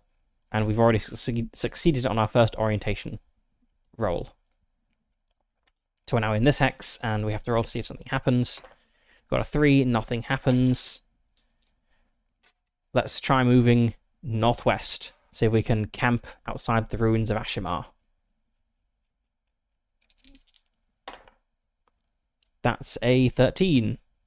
Why am I getting all the good rolls on the day with a massive penalty? I'd make do with slightly less good rolls and have these ones on a... Yeah, whatever. Okay, and is there anything happening? This is a site. Do we need to roll for whether something's happening? If you arrive at a site, you may perform the seek action during the next quarter. So you don't have an encounter at a site. You can get a Doomdark Forces encounter if the ice sphere is 2 or higher, but it is not. So, well, we're all good. Note down there.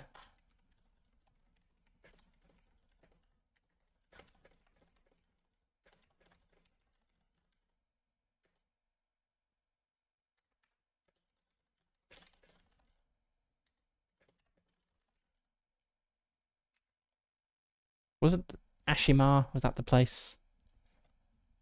Yeah. Okay, and then we're gonna rest for the night. So no one is injured. We're gonna mark off 2 rations because we've got 2 people now, and we're gonna check off 1 more day.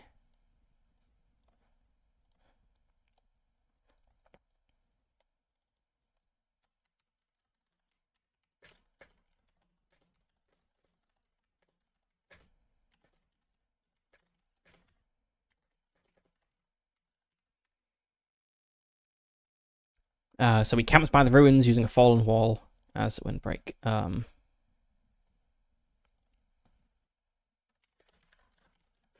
So let's also note down the especially good and especially bad weather days. That could be fun to look back on. Okay, it's a new day, so all of my tokens come back. We've done our I'm sure this will become second nature at some point, but so we need to check the weather. We have no conditions to worry about. The weather is 5, no effects. Nice.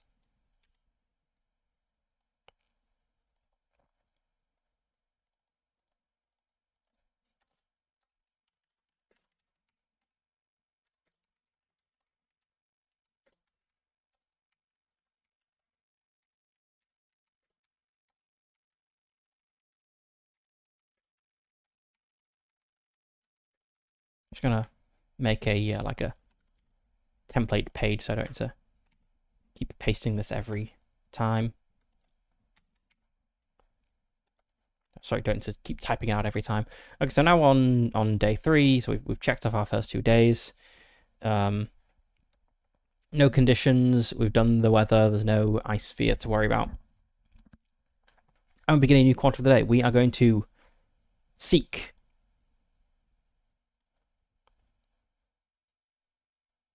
So let's find out how that works and delve into these procedural dungeon rules.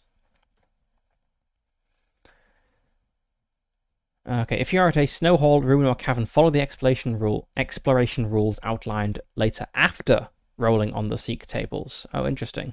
Well, let's find those rules, and so you may roll on the seek tables at that specific location to explore and determine a quest. Okay, let's go to the seek tables and roll a d10 for a quest. 1.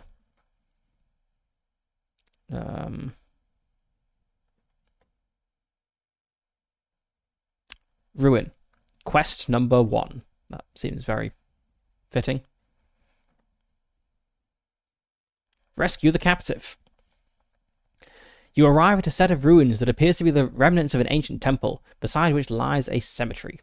It's not quite. Maybe it is a temple. I don't know. Maybe Ashimar was a temple. A staircase descends into the unknown. A person approaches and explains that their young daughter has been captured by Skullcrin raiders and taken into the ruins, which the Skullcrin now occupy. The family pleads with Morkin to rescue her before any harm befalls her. Okay, so we have inhabitant Skullcrins. Quest objective: defeat the Skullcrins and escort the daughter safely to the exit of the ruins. The quest room contains N Skullcrins. That means that there are 2 Skullcrins. So N refers if there are N enemies, that means that are as many enemies as there are people on Morkin's side. The reward is 15 silver coins and 10 XP, along with any XP I get from killing Skullcrins. Yeah, I think that's pretty good. Let's note down the premise. Oops.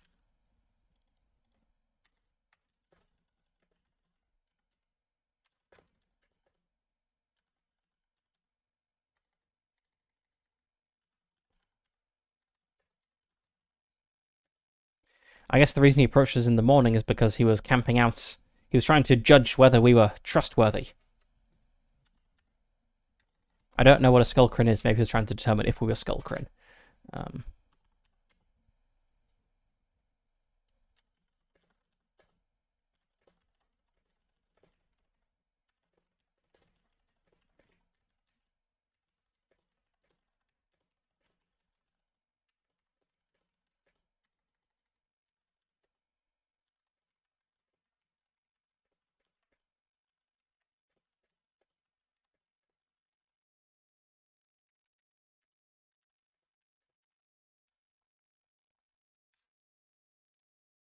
So we were approached by a distraught father who said that the ruins were occupied by a group of Skullcrin who took his daughter some days ago.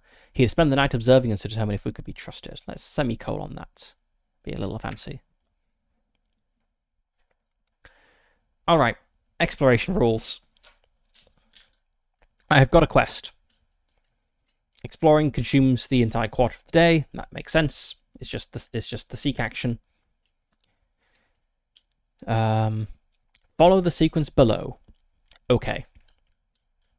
These locations are often highly dangerous, may contain unique enemies, but the treasures and rewards can be substantial. That's what we want. Caverns and ruins may be dark. Morkin being half fake and see in the dark. As your possible companions are Fae, Skullcrin, or dragons, they can also see in the dark. Mounts must be left outside. So everyone can see in the dark. It's the D&D meme of you enter the DM's lovingly prepared dungeon, and he's like, before you stretches a dark corridor, blackness obscuring everything, and everyone chimes up, I've got dark vision. That's what's happening here. We have our ruin map. Cool, because of the outline of the sequence of play here.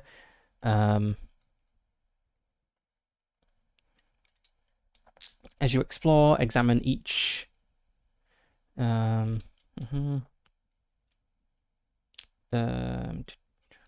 have we got? So the quest room is where the objective is located. As you explore the cavern or ruins, examine each room by rolling a d66. Roll 61 to 66, you discover the quest room. Okay. So we have a 1 in 6 chance of finding the quest room. Every room we enter. So dungeons will tend to be pretty small, I guess. We've got some space for notes. Let's copy a text box over. This is quest number 1. Did we have a dungeon name? No. Oh, it's the site name, of course. The inhabitants are Skullcrin. And it was, what was it called? Ashimar.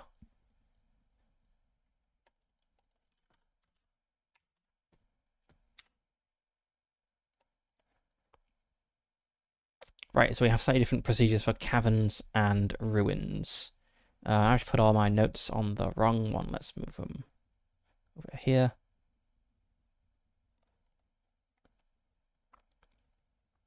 I suppose I don't really need the full sheet for every dungeon, but it doesn't hurt. Okay.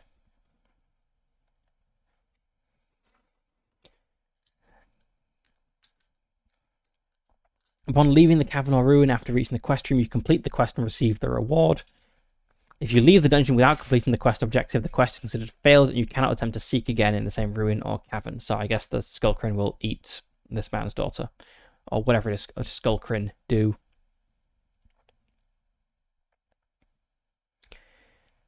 When you enter a room, determine the number of doors. This counts in addition to the one used to enter. Okay. Secret rooms don't have additional doors. There are 3 pre-generated maps: the Ruin of Tumog, the Ruin of Death, and the Cavern of Kor, which are at the end of the book. Okay. I don't want the Ruin exploration sequence. Here we go. Upon arrival, determine the quest. Then the entrance is the first chamber, which is empty. So roll a d6 to determine its layout. It's going to be a lot of rolling for this, but I'm kind of interested to see what sort of dungeon we get out of it. 1. It is a square room with a number of doors in addition to the entrance. 1 door.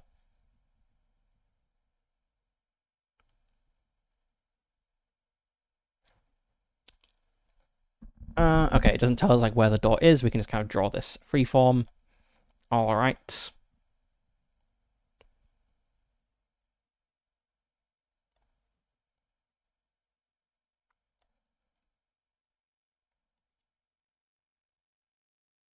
These lines are too big for this grid scale. Let's shrink that a little bit.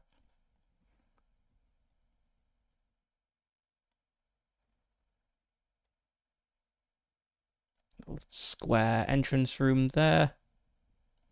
Little antechamber before the main dungeon, I guess. It's a temple. Maybe there's like a small...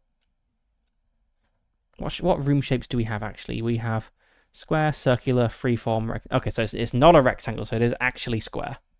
I was thinking if it were like a temple, like entrance hall, maybe you could have like this sort of shape with like statues or something, and then like big double doors leading in and like a smaller door leading on. But no, it's actually a square room.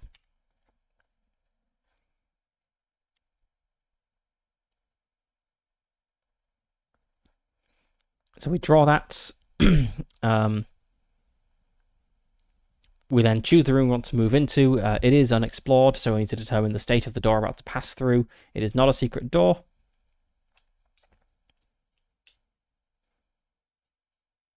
It is not a staircase. Was a staircase one of the things we could roll? No, so this roll will only determine doors. Yeah. Okay. For all doors, including secret doors, roll d6 to determine their state. 3. The door is unlocked but stuck. To open a locked or stuck door, attempt brute force with a might skill check, or use lockpicking if it is locked. I can try as many times as I want, but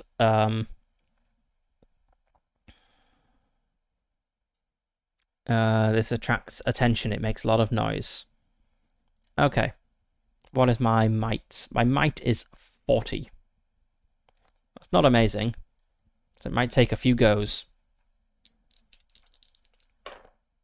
Oh, that's a 37. That is a success. Morkin puts his shoulder into it and bursts through the door. While the Lord of Shadows is like shushing him.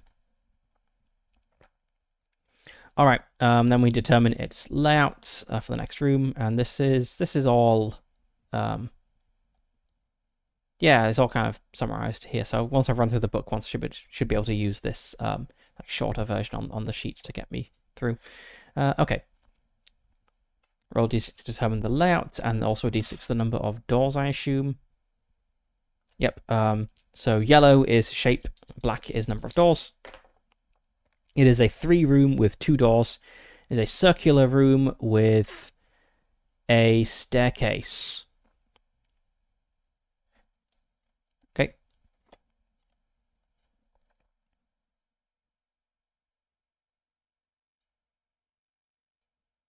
Maybe this temple is to some sort of underground deity. If you go in through like a small antechamber, then immediately descend into the earth. Or ascend, it could be a tower. I don't know why I assumed it was a staircase going down. No, it is a staircase leading to a lower level. Okay. Let's have a nice big round.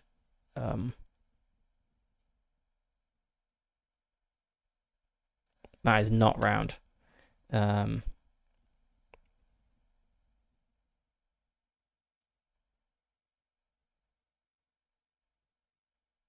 There we go, a perfect circle.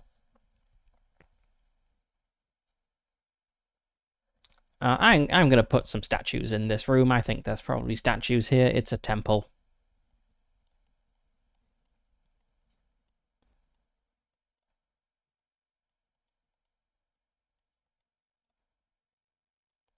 We've got like statues of like priests or something over here. Then we have our stairway, which I imagine is, it doesn't say what it is, but I imagine it's a circular stairway. And actually, let's have a big statue up here, like the god or whatever this place was consecrated to.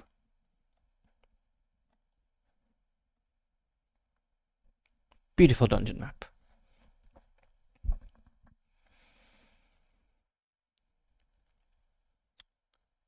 Okay, so that's our round room. We've drawn the room. We've drawn the exits.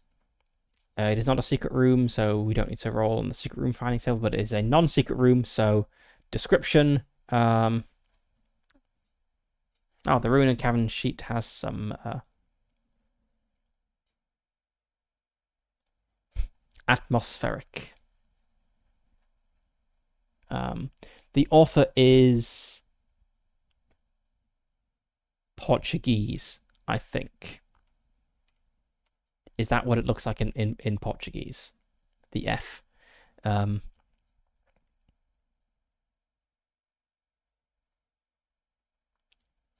Let's roll for some atmosphere and odor. Why not? Oh, these are D10s. There is a ritual circle. That makes sense. It's a circular room, and it smells of burnt flesh.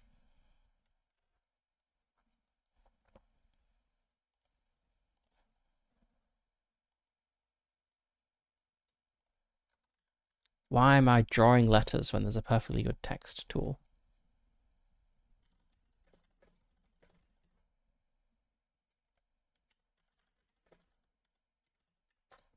Ritual circle, smell of burnt flesh. And then explore the room. So we roll on the ruin and cavern exploration table to determine what the room contains. Where is this table?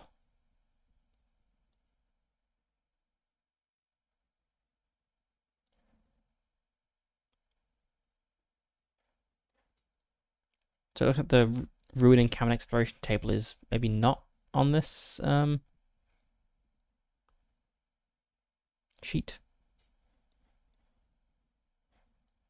Yeah, okay, I guess we need to find that. Let's find that table.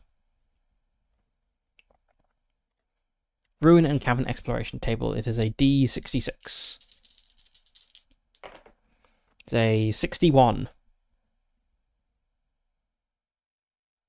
61? That the quest room already? What? If you're all 61 for 66, you found the quest room. Okay, the very first room we enter is the quest room. That's too anticlimactic. I'm gonna swap those digits. Let's say it's a 16. There is an encounter. Roll on the ruin and cavern encounter table. That's more like it.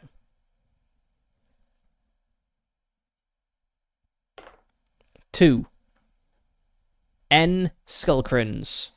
Oh, I see. We have the encounter tables here, right? So you just need to roll on this table to determine what there is. I suppose this is a pretty long table. I suppose it makes sense it's not on this cheat sheet. But then if it's an encounter, it is on here. Okay, so we have N skullcrins.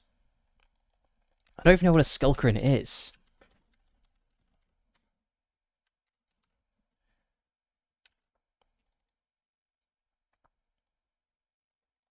What's a skullcrin?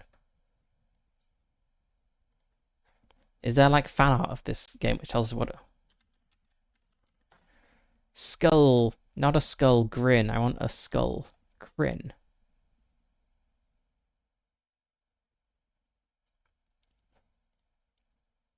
Um,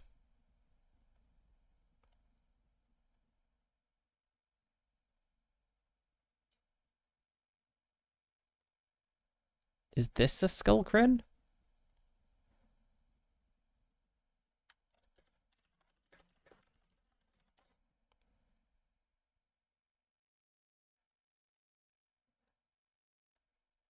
This must be the.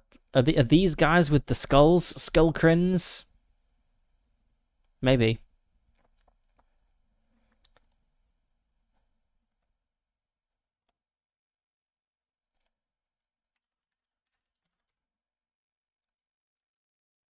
Skullcrin are the dwarves of midnight, originally good creatures that got twisted and cursed.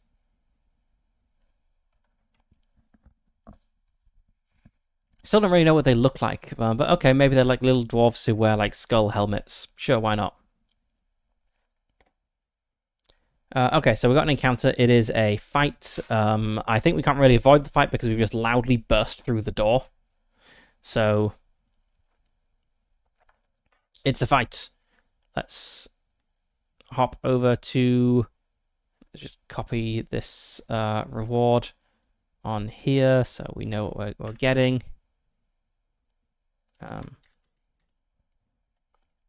I'll come back to this. Okay, fight.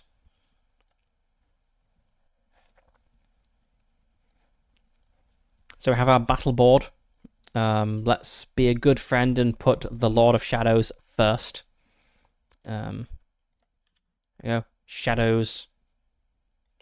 And that means Morkin is going to be second. Shadows has 35 HP. Morkin has 50, I think it was. Yeah.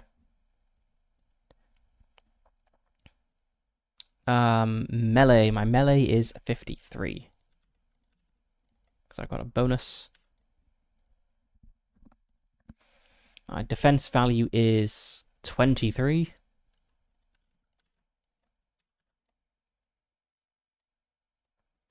Absorption value, is that? There we go. My leather armor gives me 1.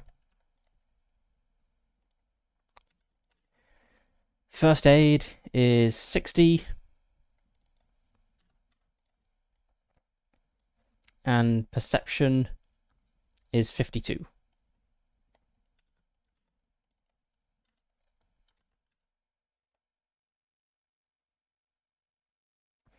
If all the enemies are the same, record their stats in the first box, otherwise use separate spaces for each one.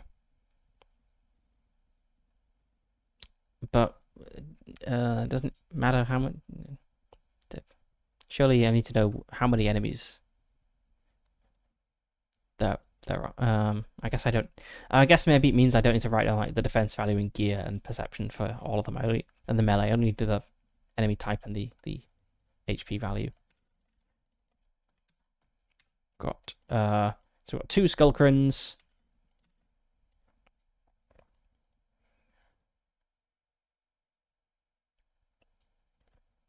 I can't flee. I think they know where we are. It's an opposed perception test. Let's go to the bestiary and look up Skullcrins. Oh, we've got a description of them. I should have really looked here earlier. These Skullcrin are devious, small, and cunning creatures that employ a variety of special melee attacks to outmaneuver and damage their foes. These attacks leverage their agility, natural cold affinity, and sly nature. They're usually found in caverns. So, yeah, they sound like dwarves, just evil dwarves. Okay. Let's copy these stats here. 20 HP, so they're not that tough individually. Though their melee value is better than ours. And their... Oh, yeah. So that couldn't be their defense score. Surely not. So 20 defense value, so they're slightly worse defense value with slightly better melee. gear. Do things normally mention gear?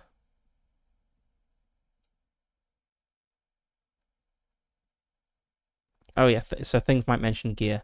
These ones do not mention gear. It'd be nice if the table included the gear column and just said like NA or something. And their perception is 60. So they're quite perceptive. Surely they would notice me bursting through the door anyway. I almost feel I shouldn't roll the perception, but sure, why not?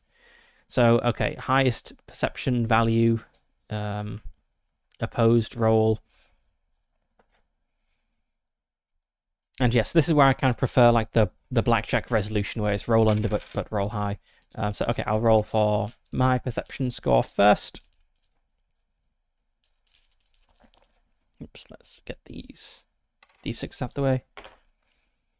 So I got a 7. Oh, that was so close to being a critical success. The Skullcrin got a 28. So I win the perception roll, but I don't feel great about it because of the mechanics of opposed rolls in this system. But I'll take it.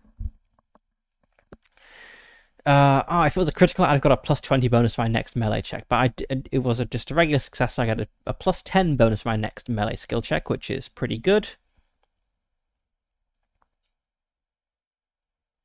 Morkin wins, he attacks first.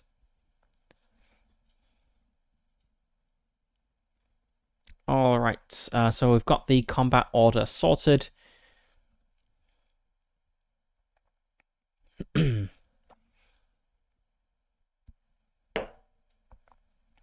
then the way combat works is you have 10 action points, and you can spend them on a variety of things. You cannot build them up across turns.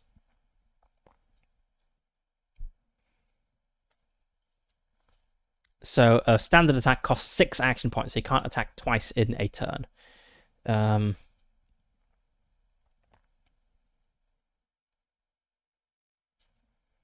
could open with a desperate attack and adding d6. Ooh, a desperate attack. I could potentially. So if I go for a desperate attack, I would add d6 plus 1 on the damage dealt on your next attack. But your defense value drops to 0 for next.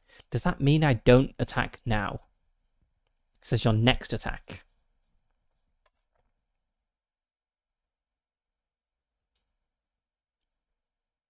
No, I think it probably means I do attack now.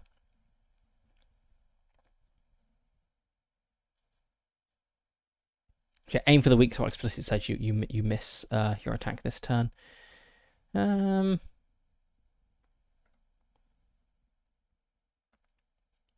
Okay, so the thing is, a desperate attack, d6 plus 1 extra damage. I'll be dealing, 2d6 plus 2? That's pretty good, but that's not enough to take one out in one hit. So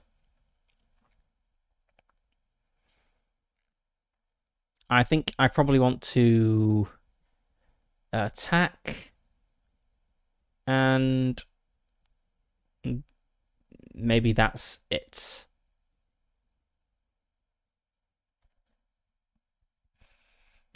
Yeah, none of the other things look that useful. Like, I don't have other weapons to switch to, and the weapons look kind of interchangeable. I don't have any venom to apply to a weapon, so that would be nice. So applying venom to a weapon and then attacking is 10 action points. That's use up your entire round. So yeah, let's do a standard attack. So this is a percentile roll, needs to be equal to or below my melee skill, but above the defense value. So the defense value is 20, so I want to roll 21 to 53 on this, which is actually not great odds. That's pretty bad. Maybe I want to aim for a weak spot then. So if I aim for a weak spot, I don't attack this round, but I ignore their defense value on my next attack and deal plus 3 damage. That would be d6 plus 4 damage.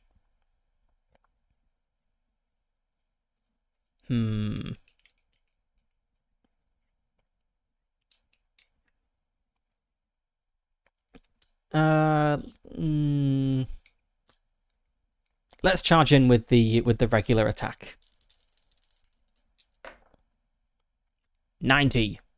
That is a complete and utter miss.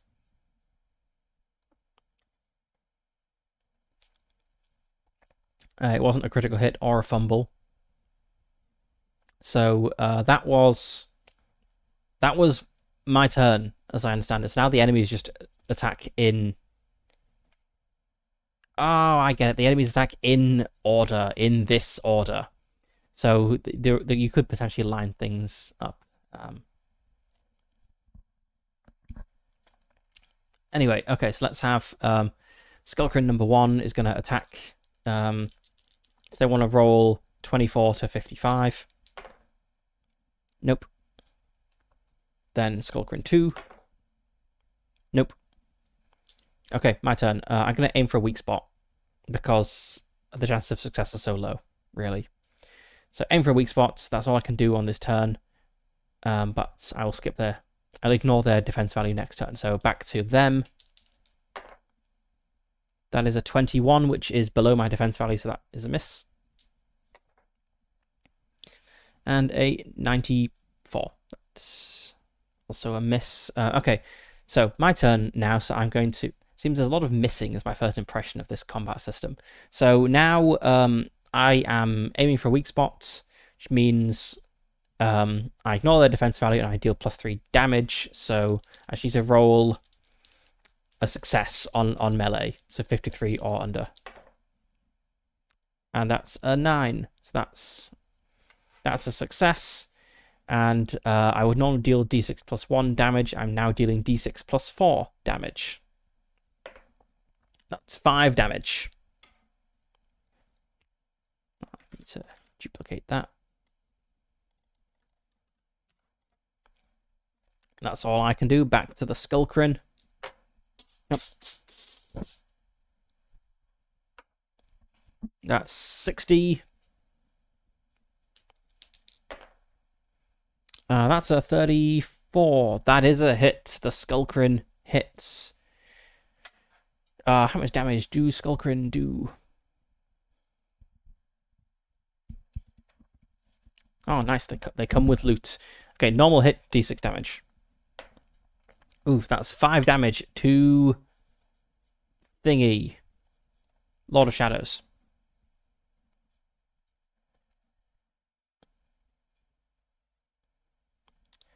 Okay, right. I will spend the next round aiming again. So we're back to the Skullcrin. And if the next one that hits is going to hit Morkin. It's a 24. They're getting the good hits in now.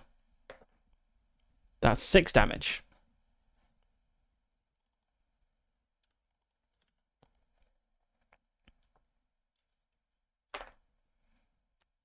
And that's a miss. Okay, I aimed, so I'm attacking again. Just need to roll a success on my melee. That's a success on the melee. Would have been a miss if I hadn't looked for a weak spot. So I'm dealing d6 +4 damage to the first Skullcrin or the second one. It'd be nice to focus on the weaker one. Oh, also critical hit is a success even though that's going to be below the defense value. Let's check this damage.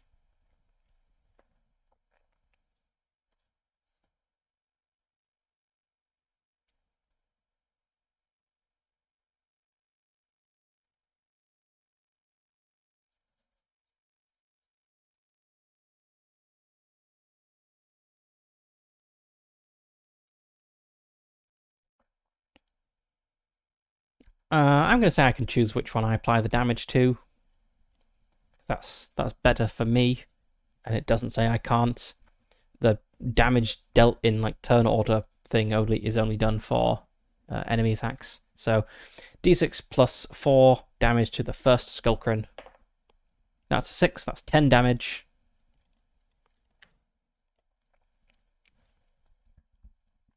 Sadly, there doesn't appear to be like morale tests for enemies, so I'd have to kill them all.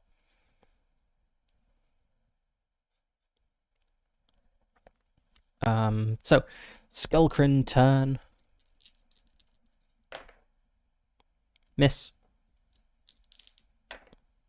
Miss. My turn. I will look for a weak spot again. Skullcrin turn. 52. That is a hit. On Lord of Shadows. 6. Maybe I shouldn't have overruled that the first room was the thingy. The gold room. I'm getting beaten up here. Okay, and then the second one is attacking. 58, that's a miss. Okay, my turn. At least damage does roll over, so if I kill the first Skullcrin now, some damage will apply to the second Skullcrin. So,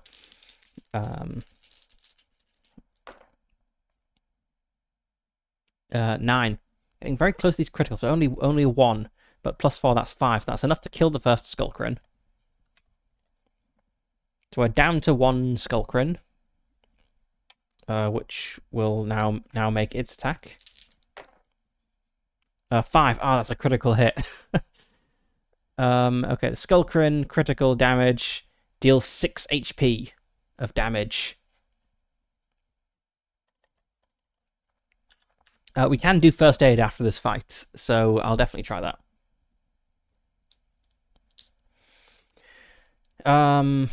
Morkin's turn. I guess I will look for a weak spot again. I think I need to boost my melee. Hang on. Hang on. Oh, no. It is 53. For a moment I thought, isn't it 54 because of the +1? But no, that's a bonus to damage.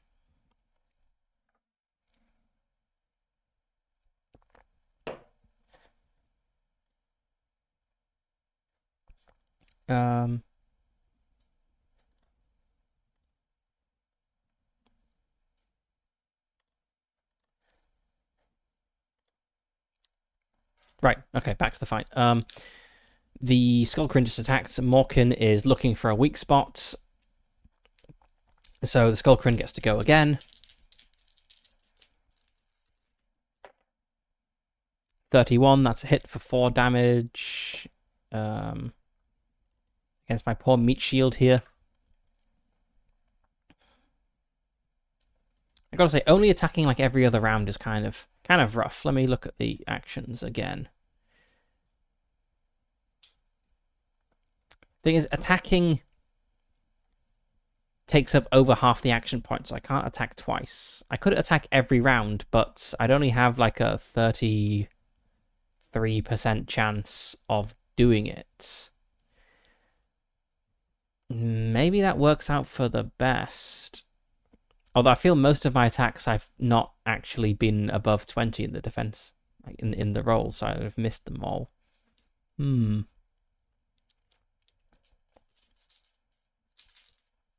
Oh, how much XP do these guys give? Because I have killed one of them now. They give 2 XP each, so after this fight I'll have 4 XP.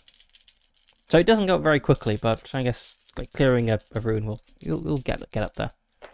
My attack, that is a 78. That is a miss. I completely wasted that turn then. So now the Skullcrin's attacking again. With a 40, dealing 1 damage.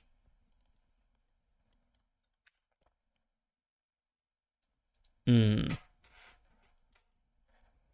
the situation's getting bad.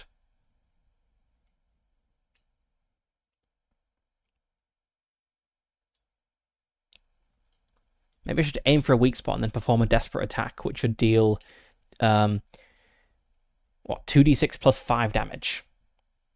That could take out in 1 hit. Okay, I'm gonna aim. So the Skullcrin goes again. It misses. And then I'm gonna perform a desperate attack.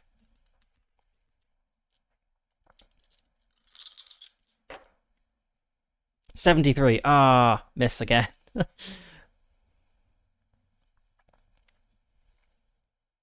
And now I don't have a defense value because I performed a desperate attack, so it's most likely gonna hurt me. Oh well, hurt the Lord of Shadows.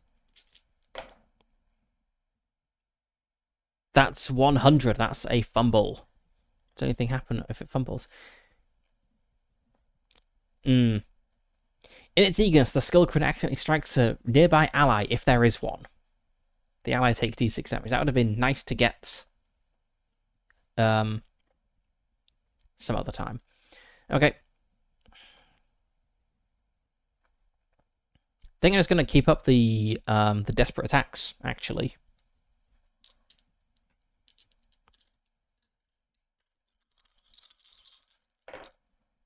So that's a 74. That's another miss.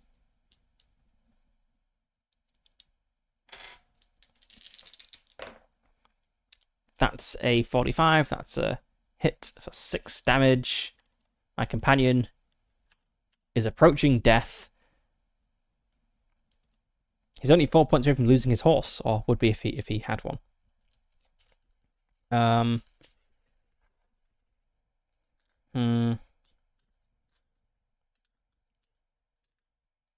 This is tricky. Can't even defend and attack in the same round, because defend uses 5 action points and attack uses 6, and you have 10 action points.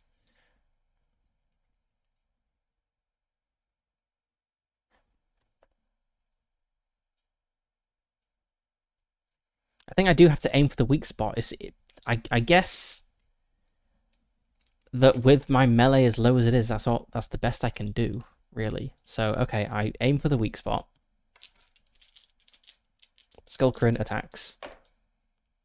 That's a miss. Yeah, because I didn't just do a desperate attack, I just aimed for a weak spot, so that's a miss. So now I'll perform a desperate attack having aimed for the weak spots. That is a 5. That's a crit. Nice. So,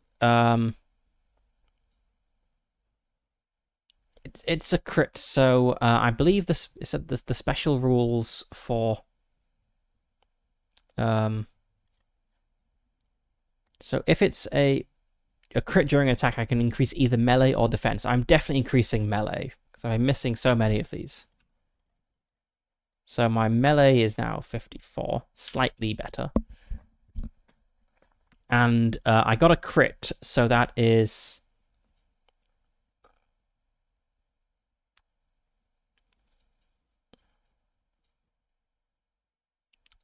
no extra damage, I guess. Oh, no, the crit table is here. Okay, let's roll on the crit table. 4. Deal the maximum possible damage with your weapon, including any applicable bonuses, plus an additional 2 damage. Okay, so that's going to be 6 plus 1, 7. It was a desperate attack. Plus 1, 8. Plus a d6. I'm not sure if that d6 is maximized. Let's say the d6 is maximized as well. So that's going to be 14. Plus an additional 2 damage. 16 damage. Nice.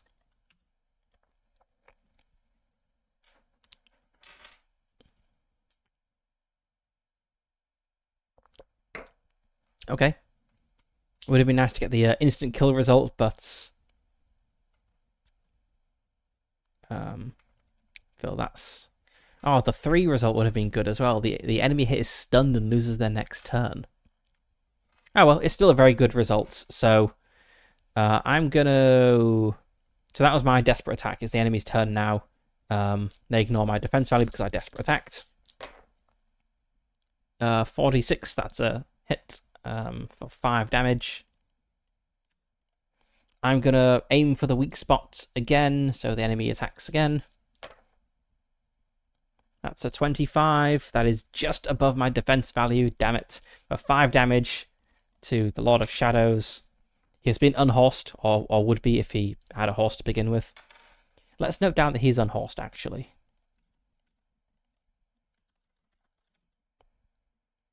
Unhoard. That's not quite what I meant. There we go. Unhorsed. He's also very close to being unalived, but hopefully unhorsed is the worst he gets. As I have aimed for the weak spot, I don't need to make a desperate attack now. Just a regular attack would likely be enough. Oh, hang on. I aimed for the weak spot last round, so that I did an additional 3 damage as well. So it's only got one hit point left, so a regular attack is all I need.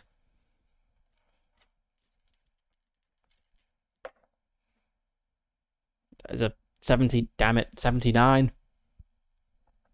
Okay, Skullcrane attacks.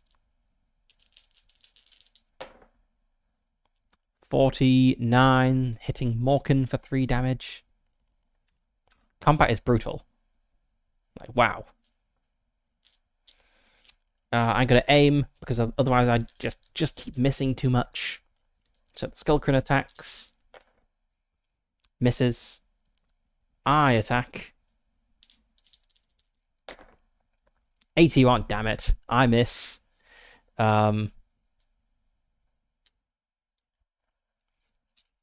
Skullcrane attacks. It's on Lord of Shadows if he takes the damage. That's 48.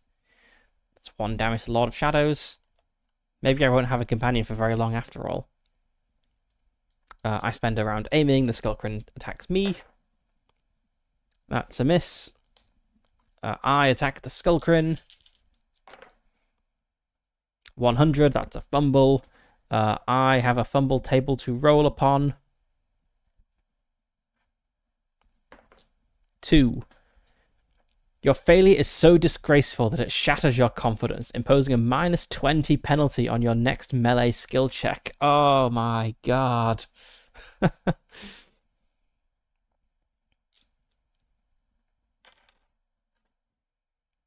Maybe I should just dodge next. Oh, it's the next. It's not the next round. It's the next melee skill check. So I can't evade this penalty by doing something else next round.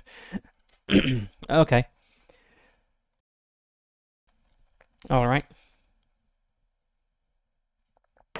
So the Skullcrane is going to attack, and it's on me this time. Surely an enemy with 1 hit point can't kill me and my companion. It misses. I'm just gonna attack to. I've got this terrible penalty, so I have a very, very low chance of hitting. I need to roll a 21 to 44, so pretty bad. But I've sorry, no, 21 to 34. But I've got to have this penalty. I've got to deal with the penalty at some point. So sure, let's do it now. Huh. That's a 1. That's a critical hit. It doesn't really matter what the effect is. It's enough to kill this. Wow, that's pretty good. I'm gonna add 1 more to my melee there. It's 55 now. That's pretty good. Once I have killed them all. Oh, I get some. Let's see. Oh, I totally forgot about the absorption value. I should have been subtracting some points from this damage for Morkin specifically.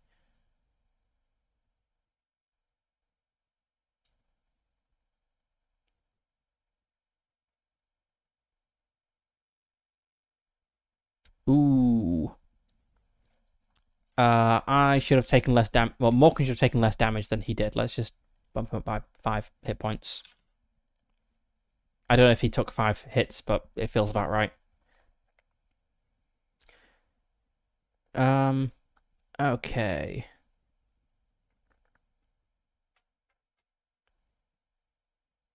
Right, so that's that fight done. So that's 4 XP.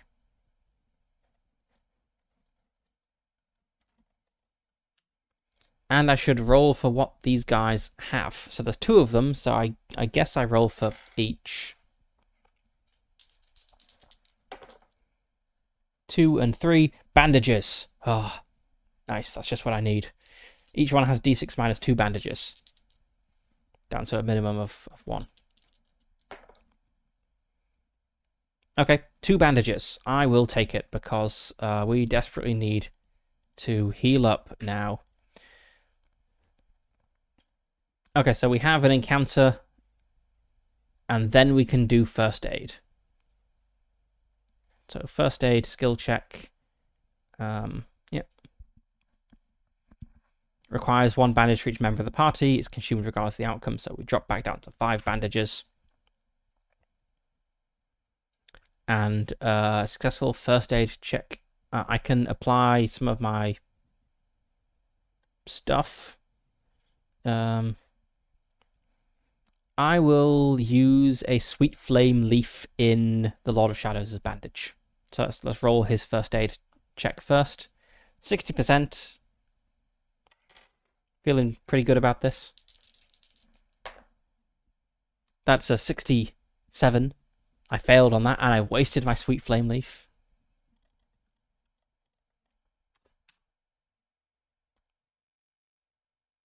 Oh, it's just 1 first aid roll. So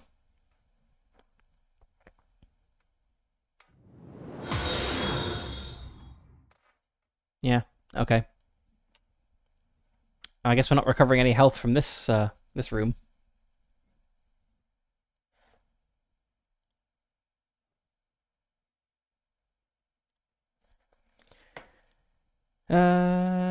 Right. That was the entrance room. Now this was also the quest room because I rolled a 61. I decided that would be too boring to end it in a single. It is too boring to end it in a single room. Let's press on. I'm not going to undo my decision just because I got beat up. All right. So we have a new room to go to. So let's look at our procedure. So we need to check if we can open the door. That's it's a stairway. Do we need to do that? Surely you can just go down a stairway. Yeah, staircase, like an open door. New room.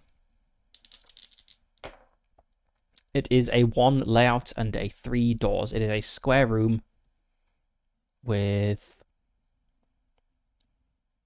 1 other door. Okay, so let's draw.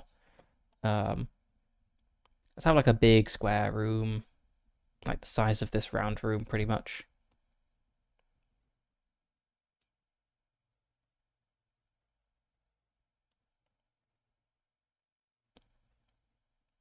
With a slightly off-center exit that's going to annoy me because I didn't realize when I was drawing this is going to be off-center. Let's see what's going on in this room. It is a torture room. Very nice. Maybe that's where the smell of meat came from. With bloody stains. Ugh. Let's indicate that these are. We need to put our stairway in. Let's have the stairway in the middle of the room still.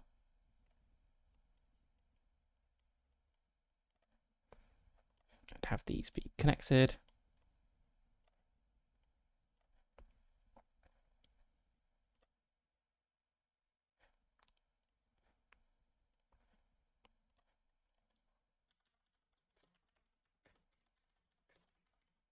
There we go. Torture room, bloody stains. And we need to roll to see if there's something going on in this room. Ruin and cavern exploration table, which I think I clicked off. Yeah. Okay, let's go back to that.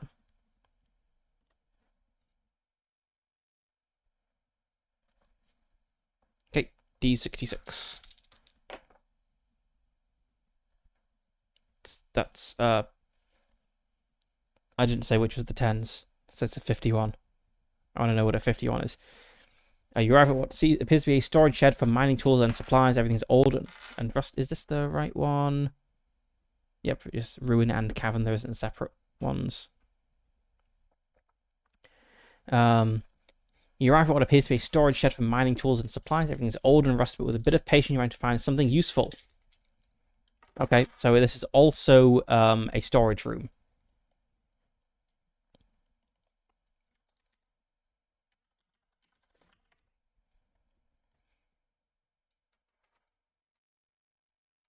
And we find something. 3 D6 silver coins. Oops. 3 silver coins. Maybe that'll be useful. I can buy some more bandages.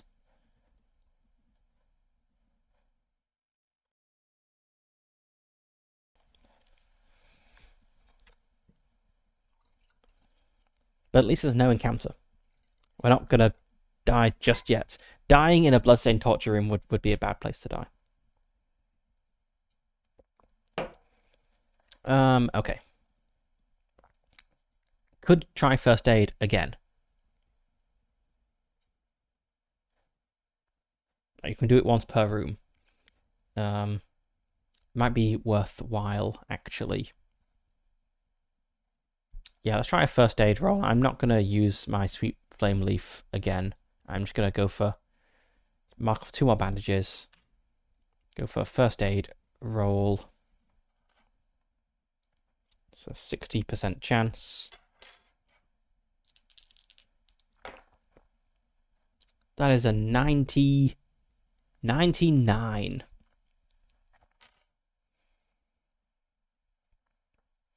Okay. What's our procedure?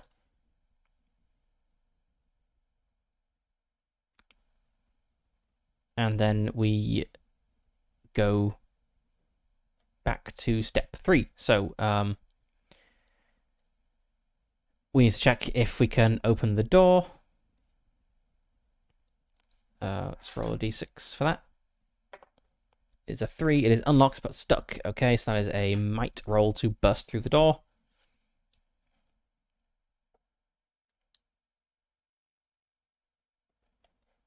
My might is 40.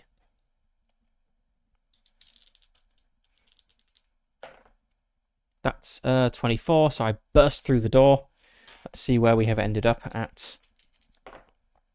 A 1-shaped room that is so a square room. A lot of square rooms in this. Like a square room that has a staircase in it. This is a very vertical dungeon.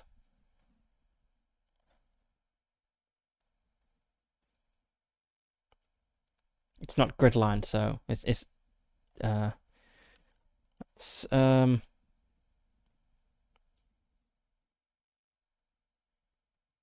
sure. Let's have this.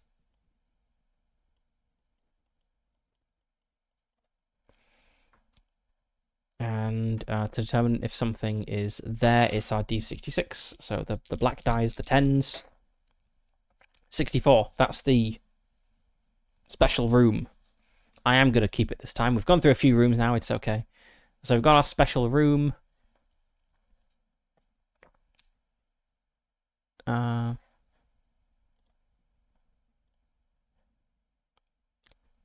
thanks for the follow. Right, so we've got our special room.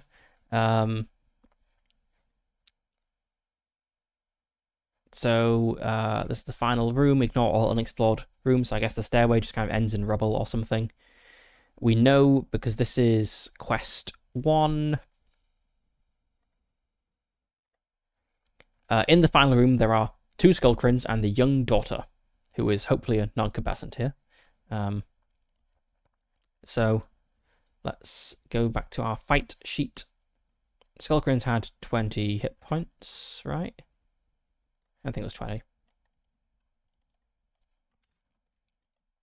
So we need to fight these guys, then we can escape with the girl. And we need to start with... go back to combat. Start with initiative. So opposed perception rolls. So rolling for Morkin first.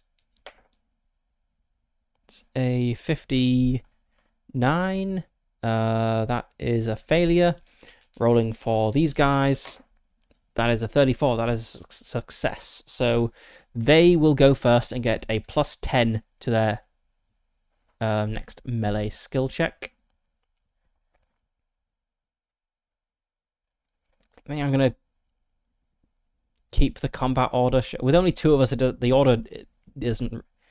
Like, with two good guys and two bad guys, the order doesn't really matter that much. It's just going to cycle through very quickly. So, the Skullgrin 1 is going to attack with Lord of Shadows being the first victim. And it gets a +10 bonus on its roll because it is the first attack. Because they won initiative, rather. So that is a... Well, it didn't help because they got a... oh, no. Yeah. That was a 29... Yeah, that's a success. It's 1 damage. I was very hopeful and misread that as 90 initially, but it was not 90. Now, the second Skullgrin is attacking Morkin. That is a... So they don't get the +10 bonus because it was only the first roll, so that is a failure. So 63. Now, Morkin... I feel the best strategy is what I was kind of doing before. Alternating, aiming for weak spots, and then attacking. So that's what I'm going to do. I'm going to aim for a weak spot, which means they're back to attacking Lord of Shadows. Sorry, no, attacking Morkin, because, yep, that's a failure. The second Skullgrin is going to attack Morkin. 21, that's just below the defense value. That's a failure. Now, Morkin is going to attack, and he ignores the defense value because he spent a turn aiming. That's a 35. That would have been a success even if I didn't aim. Oh well. And I deal 5 damage +3 because I was aiming. I may have missed the +3 on a few attacks last fight, because actually the +3 is pretty significant. Okay, now Skullgrin attack. They're still on Morkin. That's a 3. That's a crit. They deal max damage.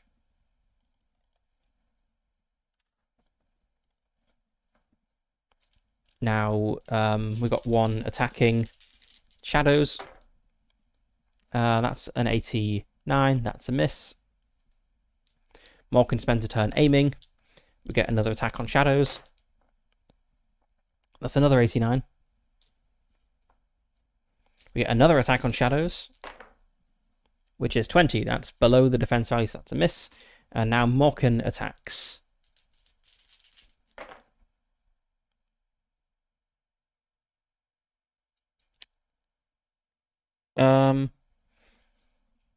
Did I actually roll damage last time I attacked? I must have done. Anyway, 33, that's a hit. It is... No, I got the damage wrong last time. I have a +1 from my weapon, don't I? I also forgot about my absorption value again. I'm sure I'll get this eventually. So that's actually 11. So this is 1, +1 from my bonus, so that's 2, +3 from my aim for a weak spot, so that is 5.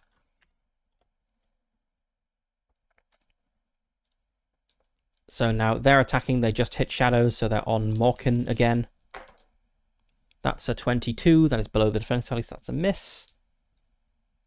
I'm so glad this system doesn't do like crits when both digits match. So a second attack on Morkin. That's a 6, that is a miss. Morkin spends a turn aiming. And we have another attack on Morkin. It's a 96. I suppose combat does start flow pretty quickly when you get into it, even though there are a lot of missed rolls. So second attack on Morkin. 39. That's a hit for 3 damage, but he has 1 absorption value, so that's only 2 damage.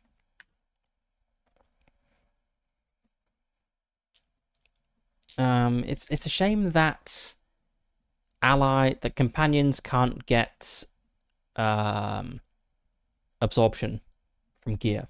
They just have hit points and that's it. So Lord of Shadows has fewer hit points than Morkin and doesn't absorb any damage. Anyway, Morkin is now attacking. He spent a turn aiming.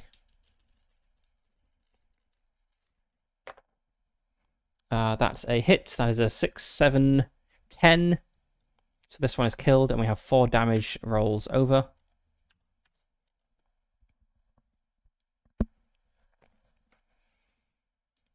Now it attacks. It's on Shadows. It's 29. That's a hit. Unfortunately, Shadows is very close to death. He was good while he lasted in this one dungeon. It doesn't attack again because there's only one of them now. So Morkin spends a turn aiming. It does an attack on Morkin. 22, that's a miss. Now Morkin attacks. That's a 62, which is a miss. It attacks Morkin. 27 is a hit, but the damage is absorbed. And let me just double check that it's not like minimum 1 or something.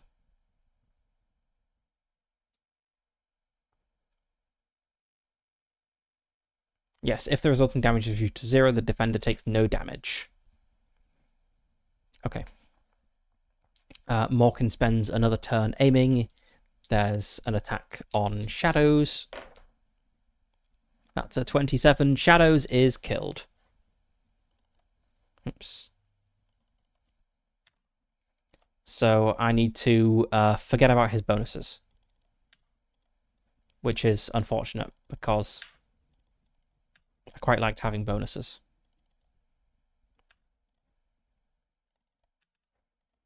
So let's update these numbers.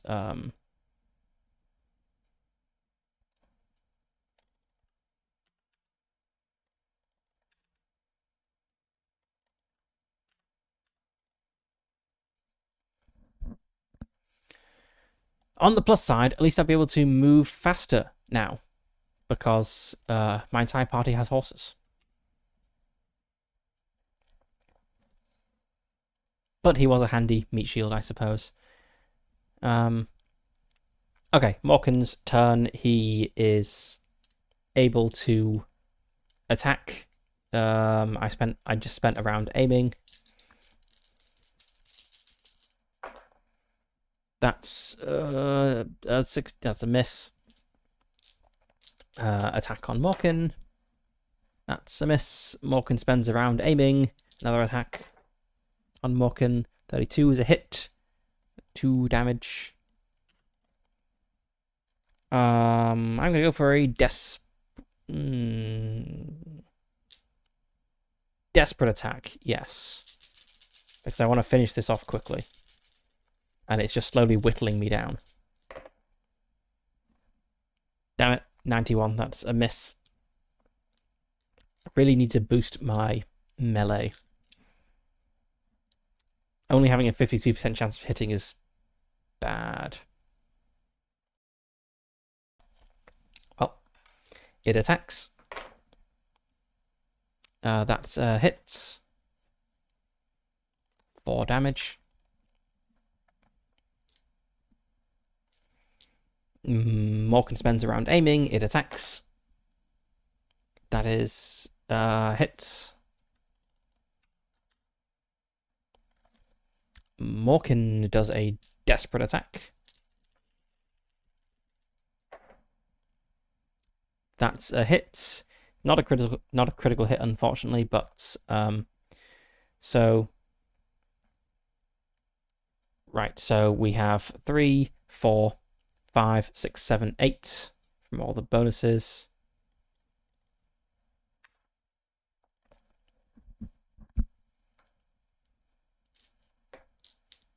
It attacks. That is a hit because it's ignoring my defense value because I just did a reckless attack. However, it's only 1 damage, so it's fully absorbed. Morkin spends a round aiming. It attacks. That's a miss. Morkin does... do I need a so regular attack would just be... It would just be D6 plus 3. Do a desperate attack. There's a pretty solid chance of... If I do a desperate attack, I would be expected to kill it in a single hit because it's down to only 8 hit points and 2d6 averages at 7, and there's bit 7 plus some stuff. So yeah, let's go for a desperate attack. Oops. 52. That's just it. Okay, so that's more than 8 total. So this one is dead as well. So get 4 more XP from killing these guys, and 10 for completing the dungeon, as that was the quest reward. I get 15 silver coins. Ooh, I need to leave the dungeon first. There could be encounters on the way out. So, Morkin and the ex-Lord of Shadows bravely run into the room and defeat these 2 Skullcrin, holding this girl captive, and begin to usher her out. I'm going to do a first aid roll on myself first, and I'm going to try to use a Sweet Flame Leaf.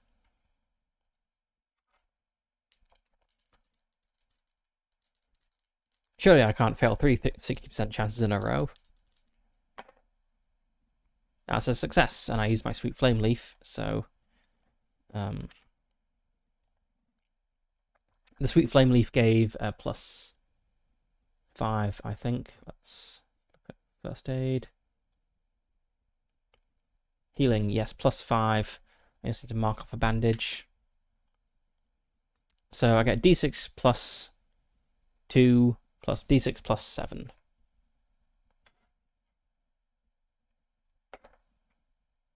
Eight hit points back. It's better than nothing. Morkin is first up in the combat order.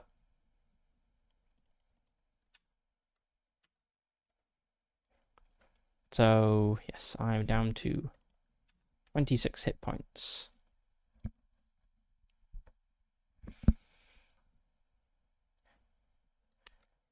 Right, I need to leave the dungeon now. So, let's just go back to the dungeon exploration procedures. So, if you move into a previously explored room, there's only a 1 in 10 chance of an encounter. Okay. Right, so we're in this little square room here. So let's quest. Mark it with a star. It's the objective room. So moving back to the torture room. That's a 10. There's no encounter. We move up the stairs into the ritual circle room. That's a 2. There's no encounter. We move back into the entrance hall. That's a 2. There's no encounter. And we leave the dungeon. Reuniting the girl with her father, who will no doubt offer his sympathy over our fallen companion. But thanks in the forms of 10 experience points and 15 silver coins. Also, I did not roll for loot on the Skullcrim in the last room, so let's check what they had. 3 and a 6, so D6 minus 2 bandages and D6 minus 2 rations. Okay, let's go for black dye's bandages. So 1 ration, 1 bandage rather, and 3 rations.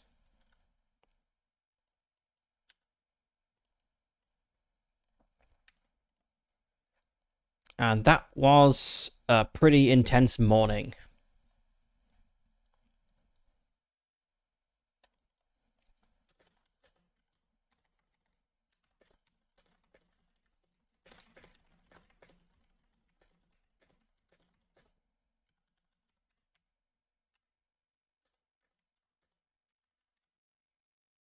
Let's say that fairy lords are buried in cairns.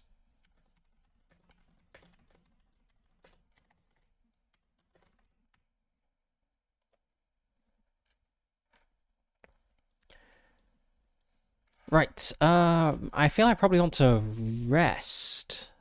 I am low on hit points. So what does rest do? During rest, you reduce your fatigue and you can attempt a first aid skill check to heal yourself and your companions, but there can be wandering foes, so I have to roll a d10. There's a 1 in 10 chance of an encounter. Okay, I think I'm gonna risk it. I'm gonna try resting in the afternoon, so...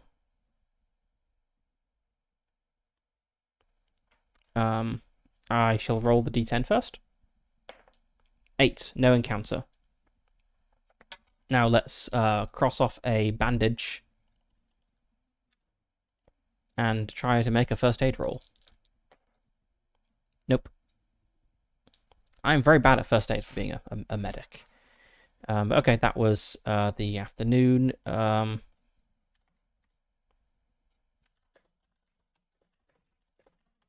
suppose I did tend to my wounds, even though I didn't get any relief from it. And we are over 3 hours now, so I'll finish this day and then we'll call it for this stream. Let's see, what do I want to do? I mean, I could just stay and keep bandaging myself, but that feels not great. I feel I should move. There's a keep. What happens if I go to a keep? Like what happens if... So if you're in a keep, you and your occupants will each recover 10 HP.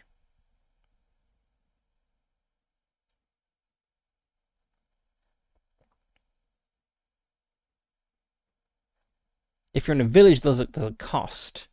And accommodation in a village includes an evening meal. But it doesn't say that that happens in a keep. So in a keep, I would just recover 10 HP and consume a ration. So I could make the keep today if I succeed on all my orientation rolls. So I'm going to try to do that. I'm going to go northeast, southeast, try to get to the Keep of Dodrak.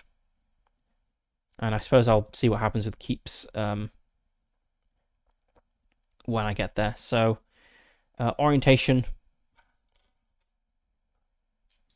61% chance. Okay, that first one is a success. I've already forgotten how the travel procedure works. Do I roll? So I'm moving at top speed now because everyone in the party has a horse. So I succeeded the check. I move into the hex.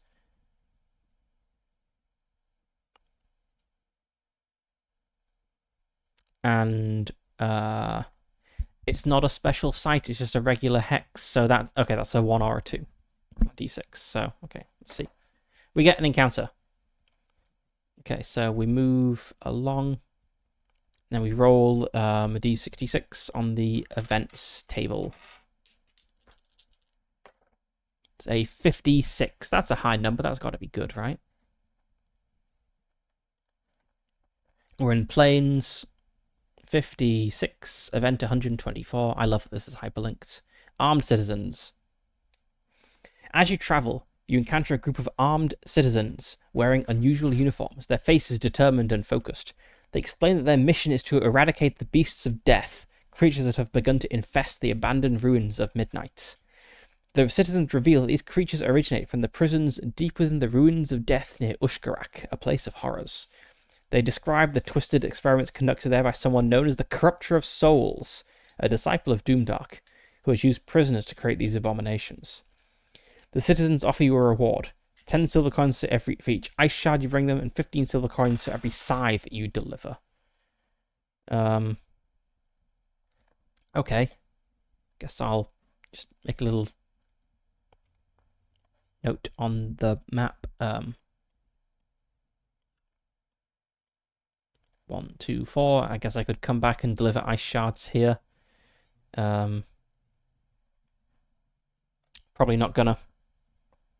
I'm going to be heading way north. But anyway, let's make the next orientation roll. 62. 62. I think my orientation is 61. Yep, so that's a miss. And that's a 2. So I head off... Right, so I was trying to go this way. Oops, I've got the 2 and the 4 attached to.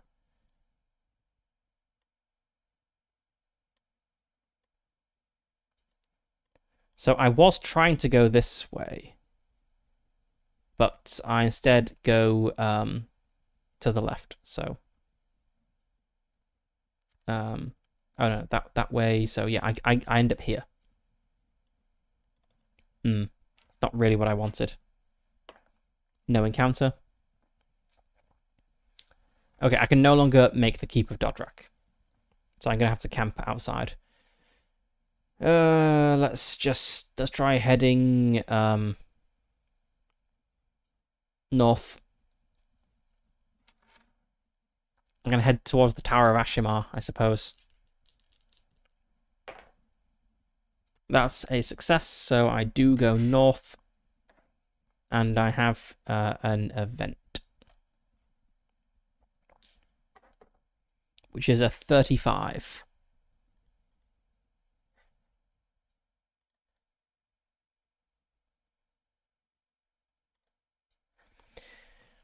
The fall into darkness. As you traverse a small slope, your footing gives way and you tumble down uncontrollably. To your alarm, you crash through a hidden hole and land in a dimly lit underground cave.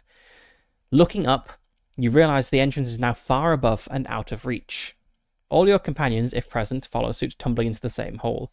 The fall deals d6 minus 2 HP damage to Morkin and each companion.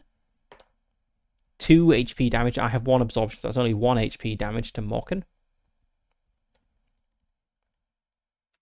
I assume absorption applies. It doesn't say it. It doesn't. The cave, however, is not uninhabited. Faint, ominous sounds echo from the dark passages ahead. To proceed, follow the ruins exploration rules, but there is no need to roll on the seek tables. Inhabitants, ice trolls. Quest objective, find the exits. Oh, geez. Maybe I will end the game in 3 hours, because maybe Morkin will die.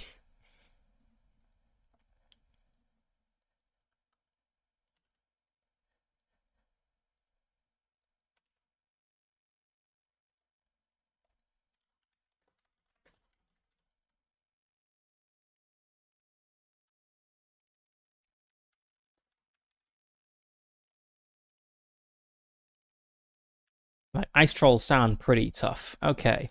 I imagine the cavern procedure is basically the same, but let's go look at the full rules for it. So I don't need to, so there's no quest. Yeah, the quest is just to find the exit.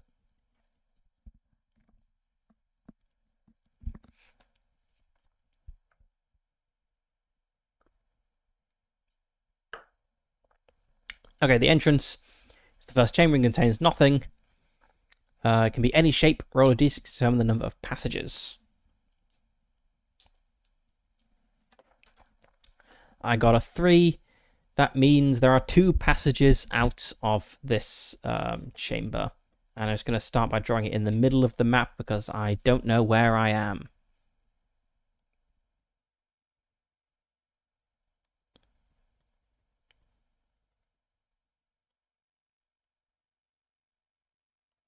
There we go.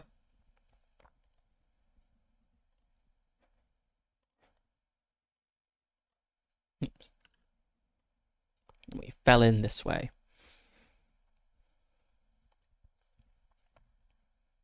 When entering a new... Yep, when entering a new chamber, you may design its shape as you like.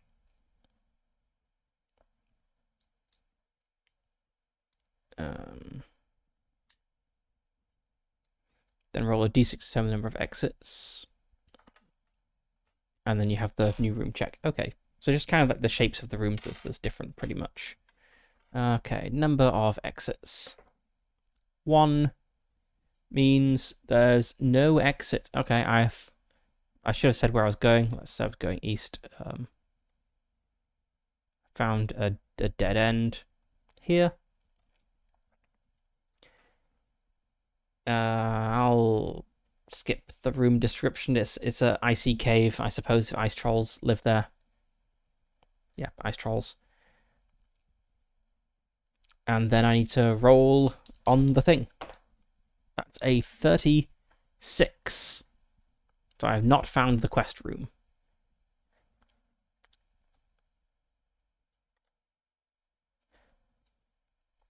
This room doesn't seem entirely abandoned. It appears to be someone's pantry. You see some barrels containing food and drink, though their smell discourages you from trying them. However, in one corner you spot something useful. You find d6 minus 2 rations, a minimum of 1.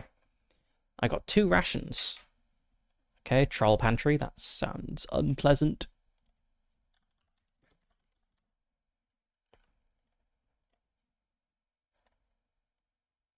Probably got like rotting, hacked up meat, and 2 rations of it are unspoiled enough to be palatable. Alright, let's go back, which means we need to roll a d10, I think, to see if there's an encounter. Previously explored rooms, yep, 1 in 10 chance of an encounter. Nope, we're good. So let's head south, and if there's no door here, I'll just re-roll that because we've not found the exit yet. That is a 6. 2 passages.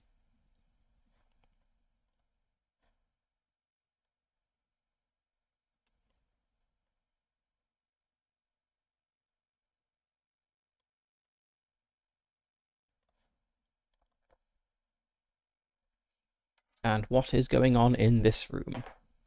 It's a 42. This room appears to be someone's laboratory. Is this really an ice troll den? Completely disordered and broken as if a great fight took place here. How we spot a potion in good condition that you could recognize and use. Roll on the potions table. Ooh, interesting. Which is just a d10 table. 6. A revitalizing draft. Upon consumption, it eliminates all fatigue. I don't have any yet.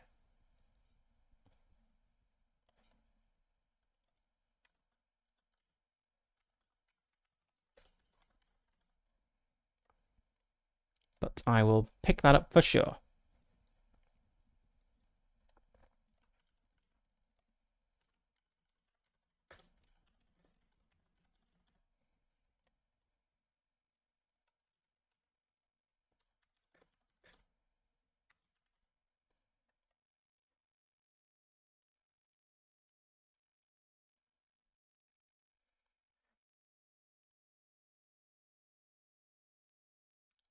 Let's go southeast.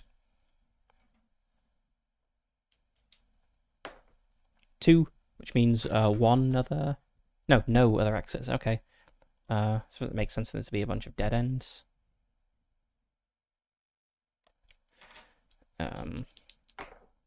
22.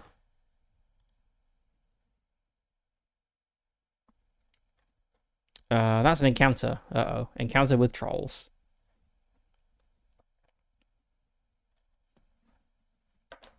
4. An ice troll beastmaster. Oh, that sounds bad. Right, let's find my bestiary of an ice troll beastmaster. Oh no, he's got 29 HP. Defense value of 30. 3 different attacks.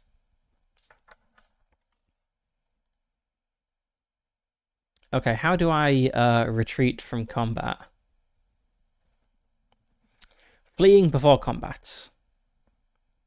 I can roll an opposed stealth versus perception. His perception is 50. My stealth is, what, like 30 or something? Yeah, I'm going to try to retreat, but I don't have high hopes. That's a 57 on the stealth roll. And a 47 on the perception, so he definitely notices me. Okay.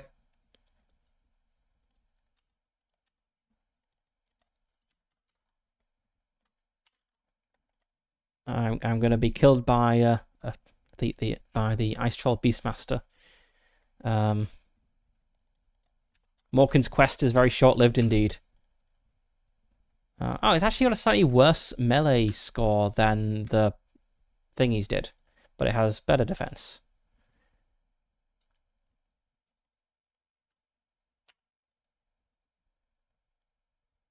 Oh, this thing only gives 2 XP. It's got nearly a third as much as much health. Oh well. Right. Okay, so I failed to sneak away, so we need to roll initiative, which is opposed perception. Rolling for me, that's a failure. Rolling for him, that's a crit. He gets a plus 20 bonus to his melee attack. Okay. Well, he's attacking Morkin. So he needs to roll between a 23 and a 70. Yep. Oh, I need to determine what sort of attack he did. Okay, normal attack. 1 damage. Yes, no damage.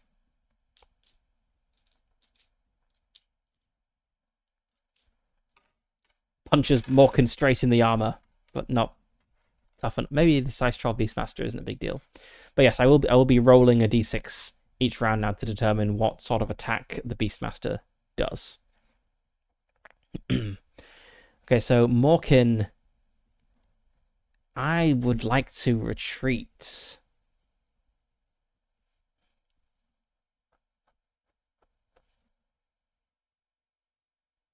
To flee successfully, you must pass a defense skill check. If you succeed, your opponent gets 1 free attack. But I can then exit to the previous room and they won't pursue me.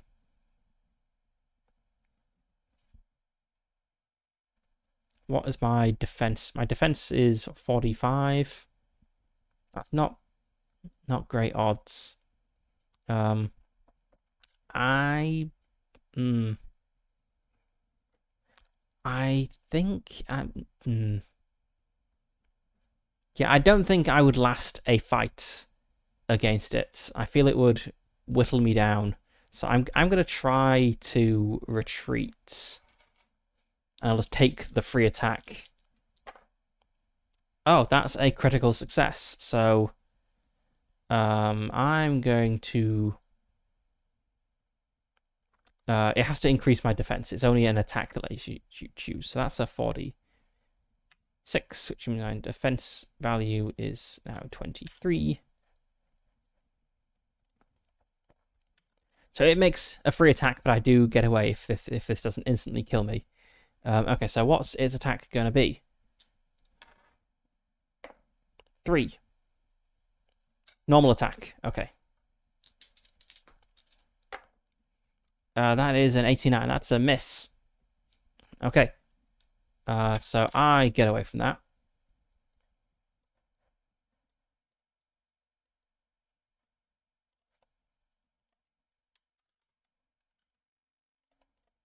So we've got an Ice Troll Beastmaster here. So we retreat back into the previous room. So you need to roll a d10 for encounters.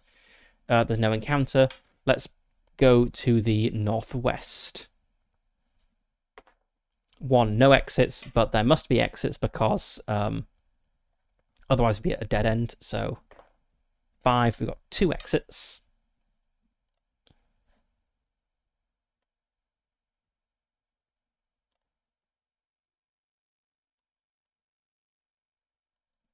And what is going on in this room?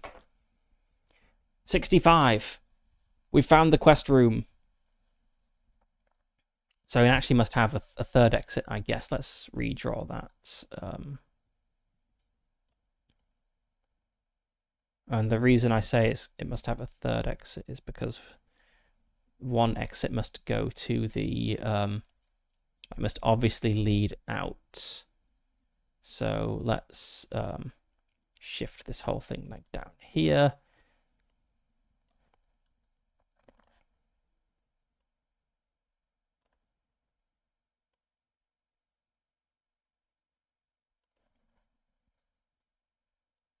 Okay, so we kind of got this branching cave, which makes sense that there'll be an old laboratory kind of near the entrance. Maybe this was an old pantry, actually. Maybe it wasn't a troll pantry.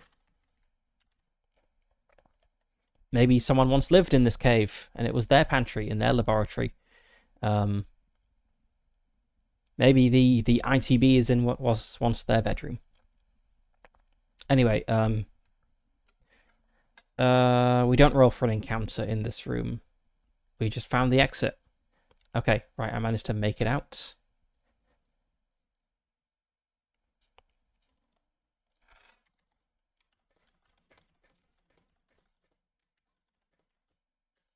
What's this keep called, and where am I now? So yes, I'm I'm here.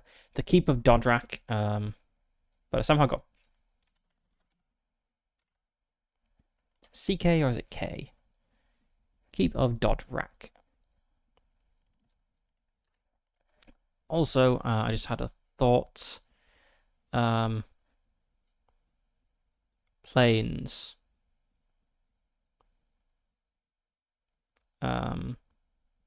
No, planes don't give a modifier to. Oh, I missed that. Planes give a plus 20% modifier to your orientation rolls. I should have succeeded a bunch more of these orientation rolls. Okay, that's something to bear in mind for next time.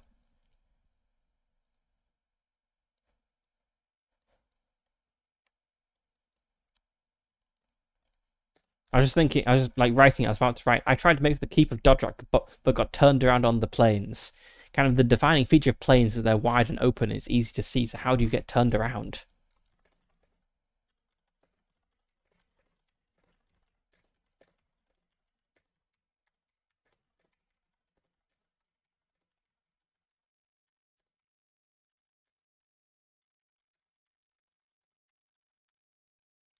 So that is something to remember in the next session, because tonight I'm going to camp.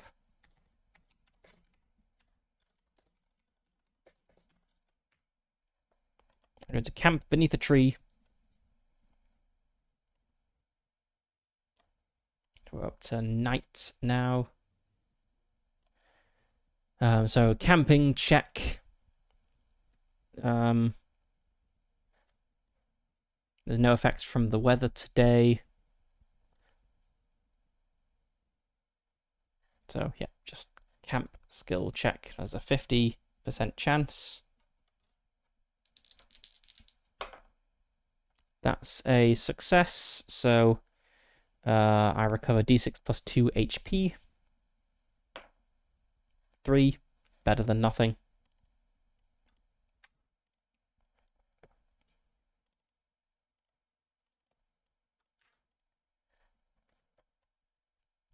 And I mark off a ration. I've got loads of rations now. There's only one mouth to feed.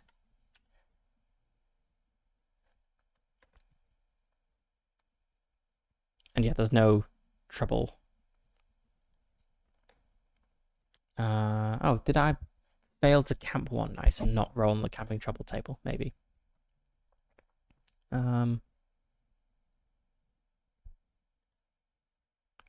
well, I have camped, and I will leave the morning stuff for the next day. So, okay, we got through 3 days of Morkin.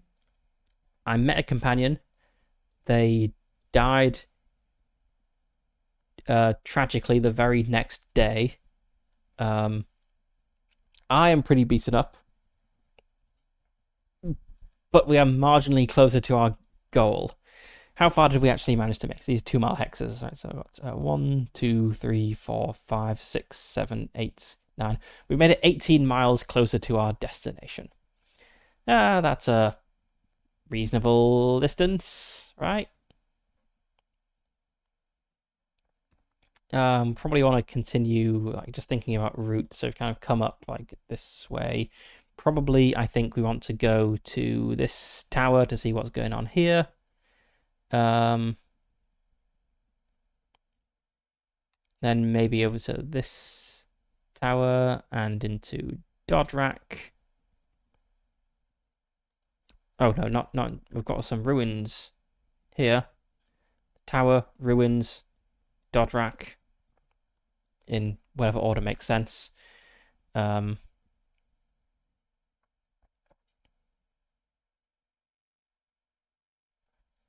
Then probably actually tower into Dodrak and then Dodrak into ruins. Then we can go like north and maybe swing by Lake Miro, see what's going on there. We head up through these ruins and to the Keep of Lotharil. We can go to the Tower of Lotharil and then kind of swing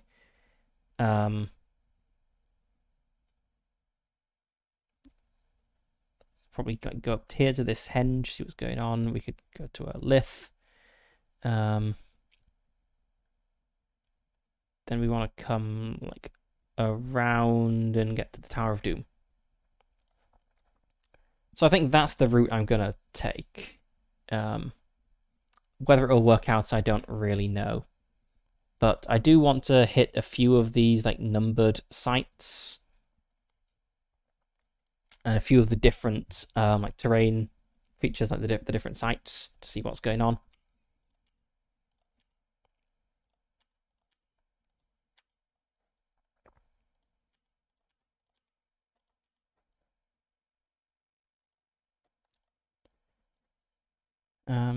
Yeah. So that's that. That was quite fun. I will continue this Monday next week, because Friday is back to the One Ring, continuing the Moria campaign, where our band of heroes also keeps nearly dying, but because of goblins rather than because of evil dwarves, I guess. Right, so that was Morkin. I will see you next time. Have a good evening.